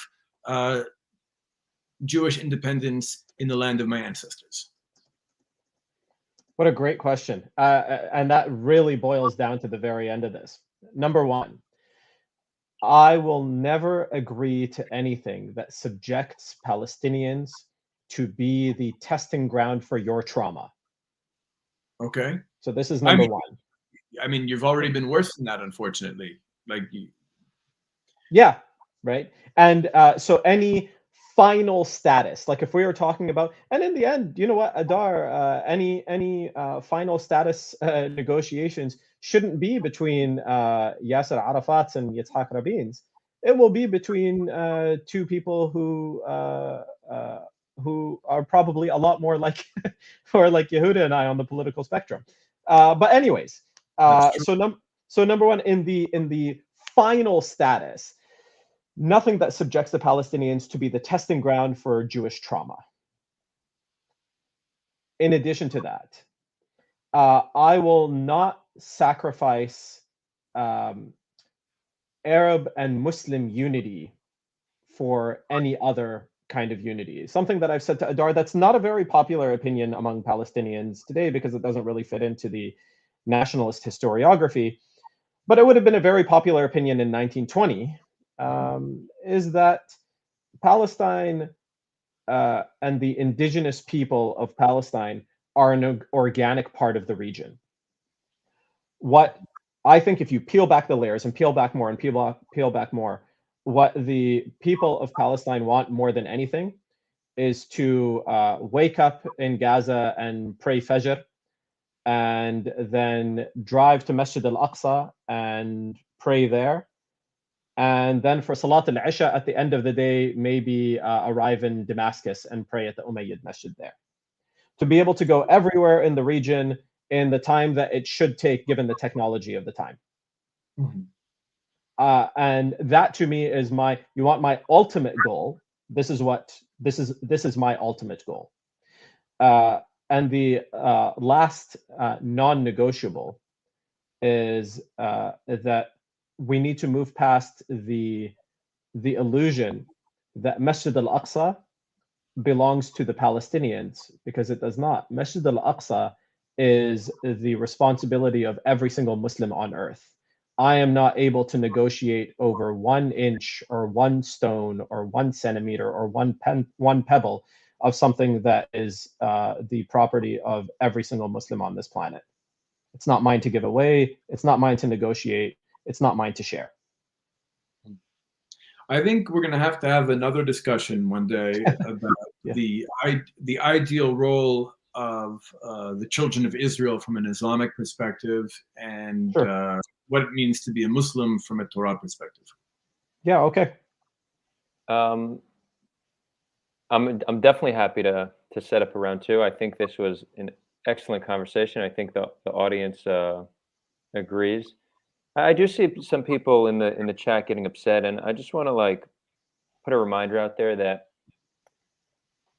these conversations are difficult. I realize that, but it's very important for all of us to like care for our own like well-being and mental health. So we should make an effort to not let other people's thoughts and words trigger us, right? Like we should be in control of our emotions to the best of our ability. And however we get control over that, whether it's like practicing breathing techniques or even shutting this show off if it's triggering you. I don't want this channel to stress people out and make people sad. This ultimately we're here to find solutions and elevate well-being. So if you feel like you're getting too triggered, it's okay to take a break, or really just work on being able to not let other people's opinions have such a negative effect on you. I do have a few questions we're going to ask, but first, what's this guy's name? That it's okay to be a nationalist. Why you were banned, bro? You literally called it YouTube. You called YouTube YouTube, like, and you say, what was I banned for? Uncomfortable truth, dude. Like, come on, don't play stupid. That's obviously an anti-Semitic remark, calling it YouTube. Like, obviously, we're going to ban people like that. So. Now, Bassam, this question is for you. It came up a few times. I'm also happy to answer for you because it's an annoying question that I know you have a very good response to. But Mithril keeps asking, if you're against colonialism, why do you live on Native American land? Yeah, what a great question. My arrival here was not of my choosing. And I think a lot of Israelis could probably say a similar thing, to say that, hey, 3 generations ago, somebody else lived here. What is very important about my continued presence here is an acknowledgement of the trauma that my presence has inflicted upon the indigenous people of this land. And so, given that there was a massive, not just a systemic genocide, the like of which we saw in Europe and with the Armenians, not just like that, but there was a cultural genocide inflicted upon the indigenous people. There has been an enormous effort within Canada to, and by the way, Canada falls far short of this. We are not doing a great job of this, but there has been an enormous effort in this country to not just acknowledge the trauma that we have inflicted upon the indigenous people, but then to evaluate how our continued actions are perpetuating the colonialist institutions that have caused that trauma. And so one thing that I can do as a settler colonialist, as an indigenous person to another place, but a settler colonialist in this place, is to acknowledge the impact that I am having here and making sure to minimize that impact upon the people who do live here. For one thing, I should acknowledge that the name Vancouver, that this place is inherited, is a colonial name. And this is, in fact, the ancestral homeland of the Coast Salish people. And to know that when we want to establish new schools, new buildings, new roads, just very recently, Adar, and I know I don't want to turn this into a Canadian episode, but just very recently in the city that I live in, they were expanding the sewage pipes, and they discovered that there was an ancient burial ground for the indigenous peoples that lived here before. But now in Vancouver, when we are going to expand a pipeline, we have an archaeologist present. We bring an archaeologist to make sure that we are not further engaging in the erasure of the people that lived here. One major difference between the indigenous people of this continent and the Palestinians is listening to what they actually want. You speak to the indigenous people of North America. Are they calling for the are they calling for all of the people in Canada or all of the people in the United States or continental North America to be removed? No, they are not. And so we actually, or I don't want to speak for everyone, I'm trying to listen to the indigenous people of this continent and thinking about what it is that they actually want in the community that I live in. Thanks. I honestly, I'm going to build on that and come to your defense, Bassam, because I've never heard you advocate for Jews to need to leave the land. So for somebody to say that, why are you living on that land? You're not advocating for quote unquote colonizers to leave the land. You're advocating for equality across the board for all people, which is fairly consistent. If you, we didn't get into this because we moved on to so many other interesting subjects, but Adar, I've asked you for years, for over a year now, to read the transcript of the conversation between Eliezer Ben Yehuda, Rouhi al-Khalidi, and Saad al-Husseini. So Rouhi al-Khalidi and Saad al-Husseini were some of the top Palestinian legislators and leaders of their community at the time. Eliezer Ben Yehuda, Eliezer Ben Yehuda, Yitzhak Epstein, or anyways, whatever he was known by, and he was a very important foundational figure in the nationalist story. And you discover from that the Palestinians at that point, and in the 1920s, and in 1936, were not calling for the expulsion of the Jews. They were not calling for an end to Jewish life in Palestine, but they were calling for an end to unlimited Zionist immigration. They did not want to become minorities in their own land. That is definitely true. Thank you. This is going to be, so George Haxon, I saw you gave a super chat. This is your second super chat. We'll go with your first question. This will be for both of you. And let's try to give like very quick responses. George asked if he thinks the situation is getting better over time, better or worse. He says sometimes he feels like it's getting better, other times it's getting worse. And thanks for the 2 super chats totaling $10. I very much appreciate that. Yehuda, you want to go ahead. I'm sorry, to repeat the question, I was just trying to read some of these comments in the chat.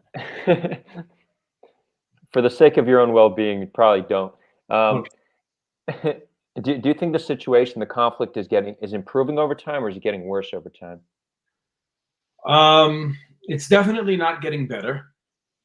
Although I see trends that might be hopeful, meaning I like the fact that so much of Palestinian society, and also a growing sector of Israeli society, is just like decidedly past the 2-state paradigm. I think that's positive, but I don't think. I agree. But I don't think. But again, that's promising. But real alternatives aren't being presented. The international community is still committed to a 2-state paradigm, to partition. I think that ultimately, what I would like to see, and again, this is not something I expect to happen tomorrow, but what I would like to see is for Jews and Palestinians who are determined to resist a partition and understand that this land has to be whole, to be able to unite and work against any attempts to divide this land. Right now, we're not there. I think that, again, I would identify 3 major barriers to us being able to reconcile. Number 1 is the fact, what I said before, we're afraid of each other's stories. We have a principled resistance to understanding the other. I think that's equally true in both societies, unfortunately. Another is the 2-state paradigm. I think the 2-state paradigm is actually a barrier to us being able to move forward and to understand each other better. And the third, I think, is a combination of Israel's ruling class wanting to be part of the West and not the Semitic region, coupled with the insistence of Palestinians and many of our neighbors on seeing us as part of the West and not organic to the region. But again, it's not just about who we are, it's about how we're behaving. The Jews in Judea are not the Americans in Afghanistan. The problem is sometimes we behave like we are. And I think that, now in recent years, there's been a growing number of pro-Israel voices on social media talking about Jews being indigenous to this land. If anybody's interested, I actually have an article on this. If you go to Vision Magazine, visionmag.org, you can see my writings on what Jewish indigeneity means or doesn't mean. But I think the issue is less about whether we are indigenous and more about whether we're behaving like we are, and whether we're standing in solidarity with other indigenous peoples, whether that be the indigenous peoples of Canada, North America, Turtle Island, or Palestinians or other peoples in the world. It can't be a pro-Israel talking point. It has to be an identity we internalize, and it has to inform our actions. From somebody who lives in the West, I don't live in the region, it's hard for me to comment on whether things are getting better or worse for the Palestinians that live on the ground. The overwhelming sense that I get from the activists and friends and people that I know living on the ground is that things are not getting better, and it may in fact be getting worse, or at least more tense and difficult. Internationally, Palestinian solidarity has never been higher. The recognition of the Zionist movement for what it is has never been more broadly understood. My dad originally came to Canada in 1974, and the mainstream opinion in the Western discourse at that time is that a Palestinian does not exist. There's no such thing. And so there's been a massive improvement on that front. This was probably the only good thing that came out of the PLO initiatives around the world in the mid 20th century. The only thing they got right was advocating for the Palestinian cause internationally, making it more mainstream. But in that regard, I have found a greater appetite to hear about Palestine and to hear about the Palestinian experience than ever before. Great. I guess I'll chime in on it. Are things getting better? I think it depends, like what you look at, and I think it's very, very hard to judge.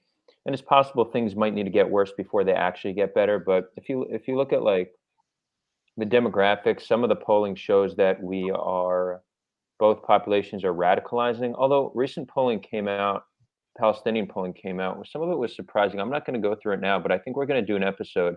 I'm trying to get the guy who actually does the polling on, so we could review it and see what it really means. But I think that like this new government we have is doing some good faith efforts to make the situation better. They're pushing an initiative called Shrinking the Conflict, which is really to make our military presence in the West Bank more bearable for the Palestinians. And I know many Palestinians view this as like a joke. It's like, we don't want the occupation to be better. We want it to end. Many Israelis acknowledge that it can't just end overnight, and let's at least do what we can today to make it better. And I think this government is actually trying to do that. So I think that's hopeful. I think the better the conditions are in the West Bank, the more ripe the people living in the West Bank are to building peace with one another. I think radicalization is a result of our environment more than anything else. So I think it's hard to say if things are getting better or worse. I think it depends really what you look at. George Haxton, again, another super chat. And Bassam, this is for you. Do you think Palestinians were colonized before 1900, aka before modern Zionism? If so, should they decolonize? My primary area of research is on late Ottoman Palestine. Up until 1830, would have been impossible. It would not be accurate to call the Ottoman Empire a colonizing force. They were an imperial force, but they ruled with a very distant arm. Hold on, I just want to repeat. The question was, do I think that Palestinians were colonized before the arrival of Zionism? Did I hear that correctly, or did I just hear the question? Yeah. The question is, were Palestinians colonized prior to Zionism? Okay, so and let me just try to clarify that. Like, I think many people are saying that just the fact that Palestinians are Arab, just the fact that Palestinians are Muslim is a result of some form of colonialism or imperialism, right? The Levantine tribal groups living on this land were not Muslim. They weren't Arab until outsiders came and converted them into Muslim Arabs. So no, that's factually incorrect. So the Ghassanid rulers of Palestine during the Byzantine Empire, the Christian Ghassanids, were Arabs. They were Arabs, and they were Arabic speakers. Part of the fundamental misunderstanding here is a misunderstanding of what it means to be an Arab, which is something that, as Yehuda might be able to appreciate, many outsiders would not necessarily understand. So let me answer the first question first about Palestine being colonized.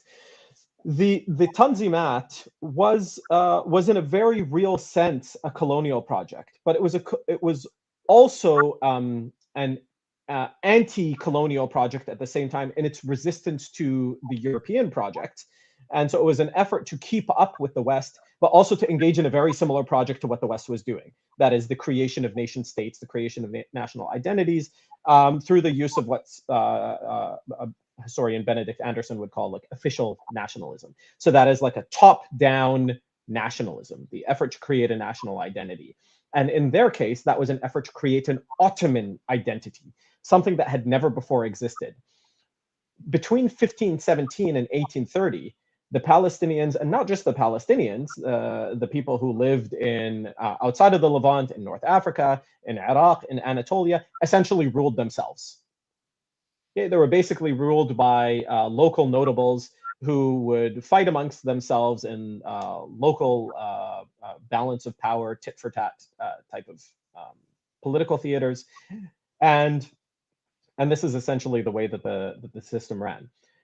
As for your comment, Adar, about Arabs, so Arabic is an indigenous language of the region, and Arabic had tremendous variance for a very long time between all of the regions that you now recognize as the Arabic-speaking world.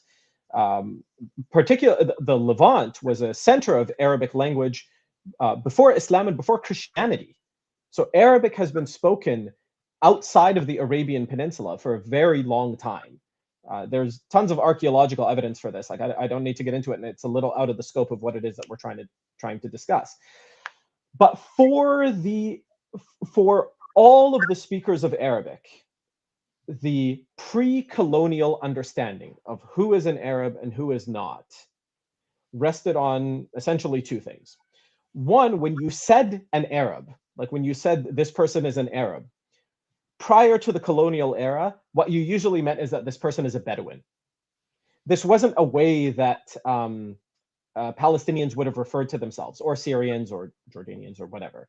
That when they say, Ana Arabi, I am an Arab, would have been like a very unusual thing to do before 1860, 1870, okay? But the Arab, as it is understood in another sense of the word, is al-Arabi al-Lisan, which means the Arab is his tongue. The Arabic speaker is an Arab.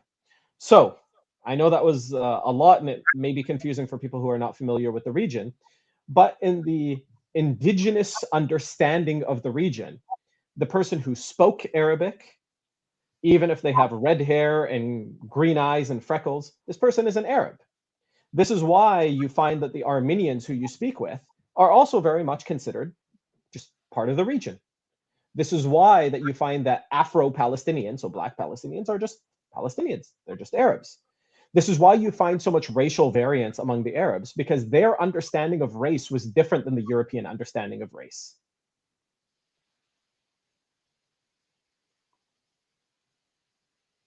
Okay, I have pushback, but now is not the time or the place because we're running out of time. So we'll have to.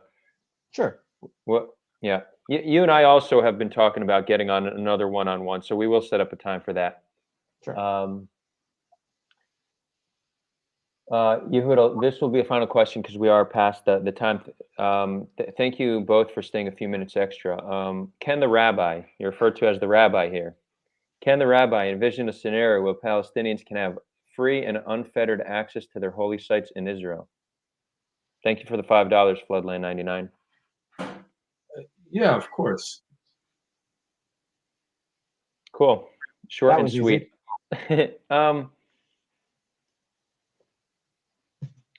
Okay. Bassam, when I said I have pushback, it's not necessarily that I disagree. It's that I want to understand more about your position on that. But, you know, we will just need to set up another time. And if you two want to do a round two, we have that little group chat. Let's just keep chatting there and set up a round two, because I think that the viewers want to see it.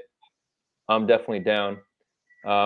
Final thoughts before we wrap it up, and I'm gonna stay on for like 10 minutes longer to just give some updates on the channel, maybe address a few questions that were directed towards me.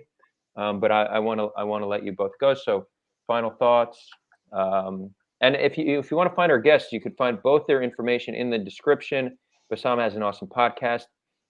Follow Yehuda's page. He does a lot of awesome work. He has Vision magazine, and he's doing actual work on the land with Israelis and Palestinians. You can find that in the description. Bassam, And a podcast. final thoughts. And a podcast. Cool. I feel like even the last few answers felt very rushed, and if I tried to squeeze anything out here in the last minute, I'd also feel very rushed. Happy to have this opportunity. If you wanted to hear more, my podcast is called PreOccupation, a Not-So-Brief History of Palestine. You can find me on Instagram at PreOccupation Pod. I don't think this will be the last conversation that we have, so thanks so much. It definitely won't. Thank you, Bassam. My We turn. have one question for you from a football fan. Bassam, do you think Jews like Adar's family who were here before Zionism could regain their homes in cities like Hebron? That is a good question. I do want to address it, but I am over time. That's and, fine. So Adar, could you make a note of that? And the next conversation we have, that could be Yeah. like, I don't want them to lose the opportunity to ask that question. Yeah, football fan, thanks for the $5. I'll make sure we get that answer next time. Yehuda, final thoughts. I learned a lot. I'm really happy we did this. I came in here with an open mind, wanting to understand more than I previously did about the Palestinian story and experience. I hope that Bassam, I hope that you also understand a little bit more about my people's story, even if it's just to know that there is an opinion like mine that needs to be taken into consideration. I'm not asking that you take it as I'm not the sole representative of my people. I don't claim to be. I don't think any Jew can make that claim, but I do. But I am confident that I represent a position that's been a very strong position among my people for many thousands of years. And I think it needs to be taken into consideration, because no matter how weak Zionism might be, I'm what's behind it. And that could be a good thing or a bad thing for Palestinians, depending on how you come at me, right? That being said, if anybody wants to listen to my podcast, it's The Next Stage.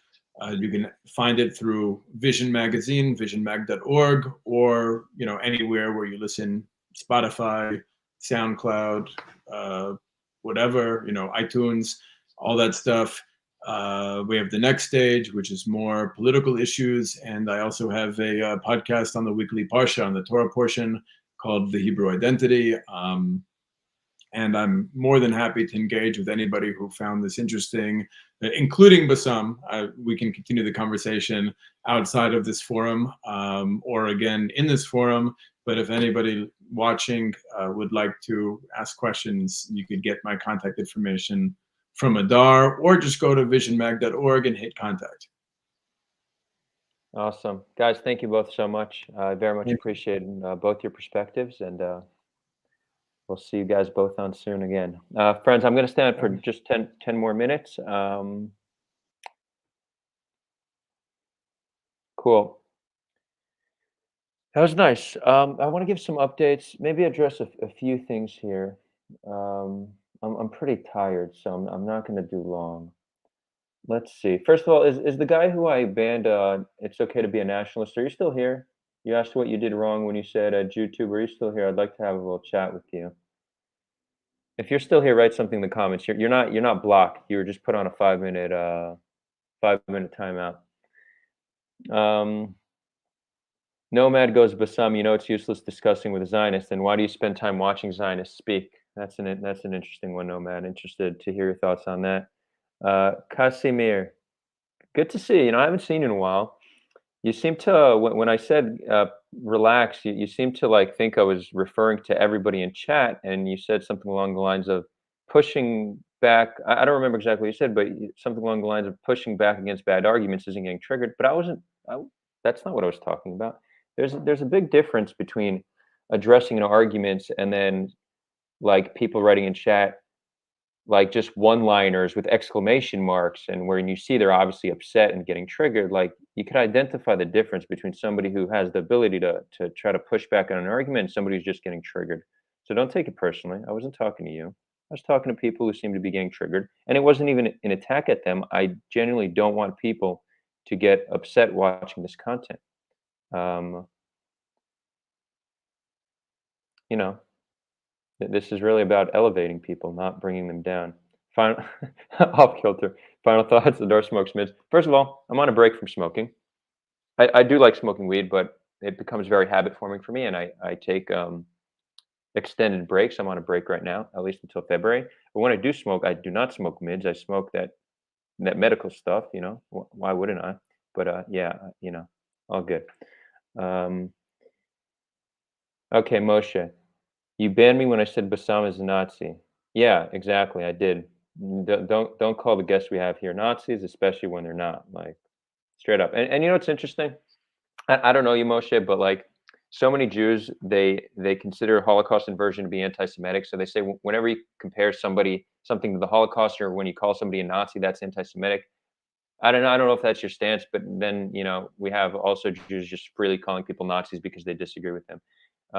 You don't need to agree with Bassam, but it's it's pretty gross to consider him a Nazi. There's quite vast difference, and I know you know that. Matthew, so thanks for being open. Bassam is very triggering for me. Look, that's fine. Like these conversations are difficult, and we're going to hear triggering things. And you know maybe there's like a benefit to like not maybe there is a benefit um, to having these difficult conversations and being uncomfortable. I think that there's a lot of growth from being comfortable. But at the same time, like it's important for us to know how to take a break from the discomfort and really, you know, care about our own mental health. And I think it's very important when we're engaging in these spaces, right? I could talk about my own personal experience. Um, doing all this stuff in the public, constantly being attacked by both sides. It takes some kind of emotional toll on me. Like I know I often put on like like I'm cold to like attacks, but no, it does take a toll on me. So I also need to disconnect at times and take a break, whether it's like just disconnecting from social media or going camping for the weekend. Like we all need to do things to care for our mental health. It's very important. So I just want I really want to stress that point. Um,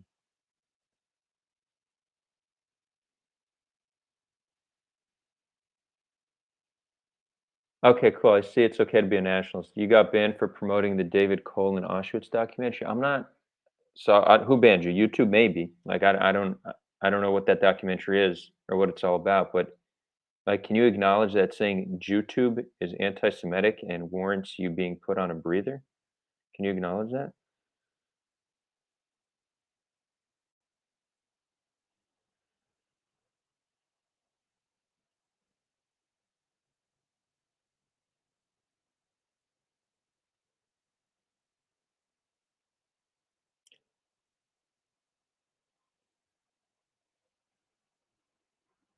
Moshe says, okay, Adar, but you do know the link between Nazism and Palestine. It's just history. Okay. The fact that you could say that there's a history between the two doesn't mean Palestinians are Nazis. That's a non sequitur. That's not like a logical statement. You do realize that, don't you? It's just logic. Um,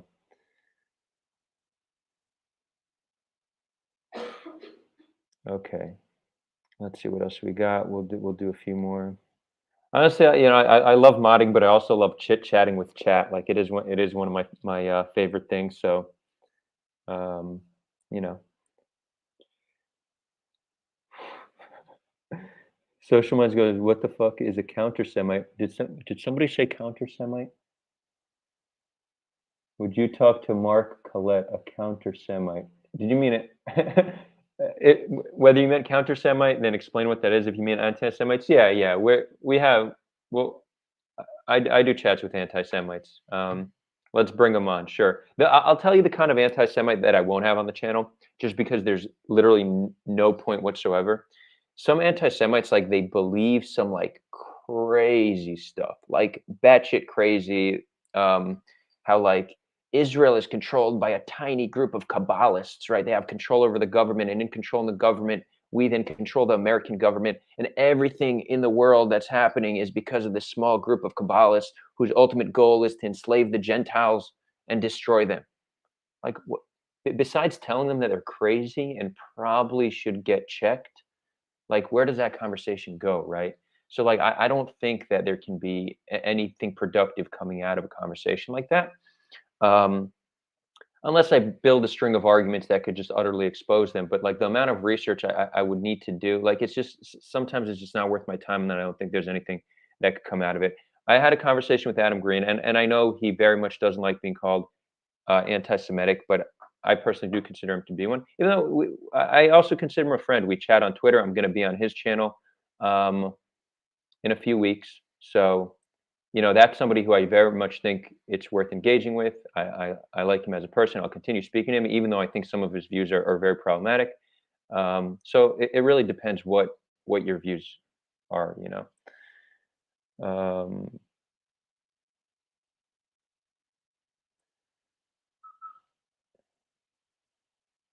Cool.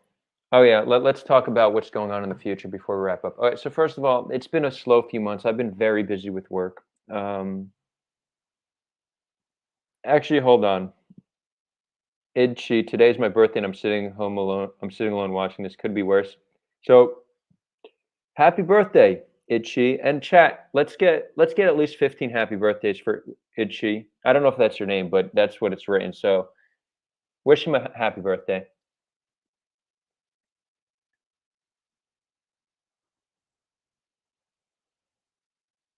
Yeah, Nomad, this is a good point. Adar, Adam Green's conversation needed someone who is knowledgeable about the Bible, since that what he discussed most. Yeah, I knew going into it that he's like more into theology, and I didn't even, that's not my topic of interest. We successfully did half the conversation without touching on theology, and I really tried to avoid it, but I knew eventually we'd get there. Yeah, I'll have him on the channel again, but I'll bring on some kind of rabbi to speak to him about the theology that he's genuinely concerned about. But yeah, it's something that when every time I do these debates, when I actually debate, and I've done I think probably 4 now, there's certain areas where I feel very strong and quite competent. And it's like in terms of like understanding like logical points and narratives and like breaking down like logical fallacies, I feel strong there. But then when it comes to like certain like theological components or history, that's where I'm quite weak. So I need to either make a decision to get better at theology and history, which I don't know how much time I want to spend on that, or only take debates that won't touch on those subjects, or getting master having debates and controlling the conversation so they don't get there, which is not always in my control. So, for example, recently I had a conversation with good friend Jason Demouni on Jesus being Palestinian, and I didn't even think it would get to theology, but then he started talking about like the history of Judaism and how they define Jews and stuff like that, and that's very much just out of like my domain. I just don't know much about that, so it's something I think about. Happy birthday, brother. Look it up. Wow, we got way more than 15. Chad's blowing up with these happy birthday. David N goes, would you have Mordechai Judas Maccabeus on again? Yeah, so Mordechai's a good friend. We talk all the time on WhatsApp. We're looking for someone for him to debate. He wants to debate a Hamas supporter, an Islamic Hamas supporter. I don't know, like Hamas supporters generally won't come on to speak to Israelis, but me and him are going to do a round 2. So we're going to do another debate, him and I, at some point. So yeah, stay tuned for that. Dun,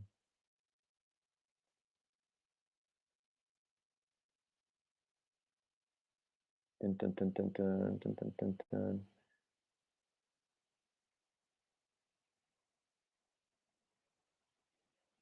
Yeah, so Bus, you go, anyone who makes a theological argument on matters of geopolitics isn't really a genuine actor. That's true, but here, like the topic of theology is actually quite relevant. Like in my discussion with Adam Green, and it's interesting because I feel like on his channel, he makes much broader claims about Jews and their global control. And when he was on my channel, he just wanted to focus specifically on theology.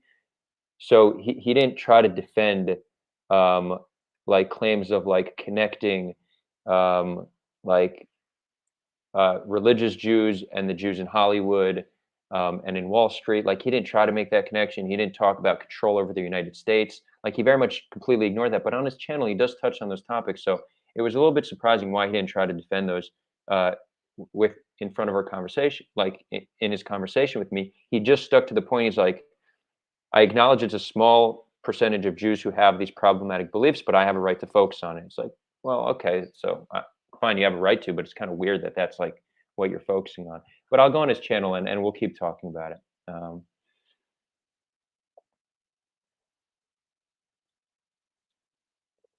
Let's see.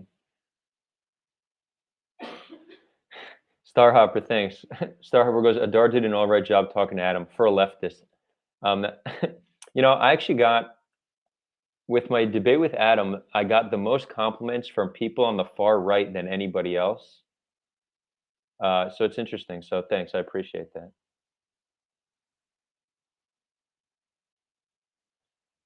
Adar, Social Minds goes, Adar just focus on controlling and facilitating debates, also interviewing. No way one person can learn everything. Yeah, you know, but I like to get in the debate myself. First of all, I find it fun and enjoyable, but I also learn so much from it, and it forces me to learn. Moderating is not hard for me. I don't need to study for moderation. I don't need to learn anything. Sure, there's always area for me to improve my moderation. I need to like, it helps me be a better listener and like organize my thoughts. So there's, I could definitely improve as a moderator, but when I'm debating somebody, there's a lot of pressure on me to like understand what the arguments are. So it forces me to read and learn and like construct arguments. So I very much want to continue. I very much want to continue to do these debates because A, I consider them enjoyable, but B, they very much like enhance my, you know, my knowledge. So I do want to continue doing them.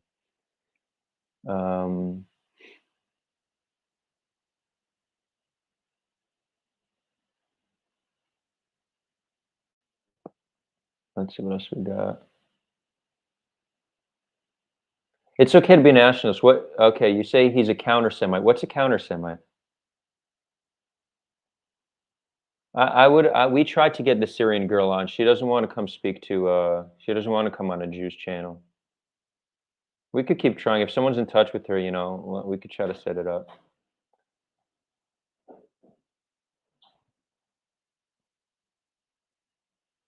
Okay, so I'm going to wrap it up. So real quick, the past few months have been slow for the channel. I've just been very busy with work. I do hope 2022 we're going to be able to pick it up a notch. We are going to start the year off well. We're going to have the two Zachs on for another debate, Zionist Zach versus anti-Zionist Zach. And this is the first time announcing it publicly, Yishai Fleischer versus Amr Zar. They have both verbally agreed to debate one another on the channel. We just need to work out the details and the date and the topics of debate, but we're going to do that. It's coming up soon. So stay tuned for that. That should be a fiery one. Beast Process asks, how do we destroy cancel culture? I'd love to, if this show expands into other topics, the topic I really want to go into is like the topic of like social justice, wokeness, cancel culture, all those topics is something that I'm actually very interested in. It's just an issue of like capacity and time I have to focus on. But if the channel grows enough, then we will talk about those topics. And if you ask me how do we about cancel culture on a future live stream, I'd be happy to talk more about that. Thank you, everybody. This was fun. Next week, we're still working on something you'll know soon. But like I said, we have Zach and Zach coming up, and we have Yishai Fleischer and Amr Zar, so stay tuned for that. Hold on. I got to answer this one. So Mithril, yes, but you are woke, are you not? So it depends. Like wokeness just isn't a term that describes much. Like I definitely support social justice causes, but I think that if you look at like what it has been come to known as wokeness is a very specific brand of social justice that I am very much at odds with. I think if you look at like they're very prominent in like the Black Lives Matter movement. It's prominent in other social justice movements like more of the extreme feminist movement and like pretty prominent in the trans rights movement. They're very, very focused on power dynamics and viewing society into two tiers, oppressed versus oppressor. And they engage in a lot of disingenuous arguments. So I could go on for hours about this brand of wokeness, this brand of social justice, and how not only is it not productive to achieving social justice, how it's counterproductive. So if that's what we're going to talk about, wokeness, then I'm definitely not woke, and I'm actually anti-woke. I would consider myself an anti-woke liberal. But yeah, more on that a different time. We could really go on for hours. If people are interested in hearing more about like me doing a deep dive on wokeness, first of all, I did do it's somewhere on this channel. Just type wokeness in the search bar. I did do like a 30-minute presentation in the Discord on wokeness. You could hear some of my thoughts. But if people do want to hear, I could dedicate a full episode and we can just talk more about social justice, what the problems in wokeness are, and how I think social justice should be achieved. I'm happy to do that. But yeah, I'm an anti-woke liberal. That's it. If I'm going to give myself any political identity, it would be that. Much love, friends. This was fun. I'll see you all next week.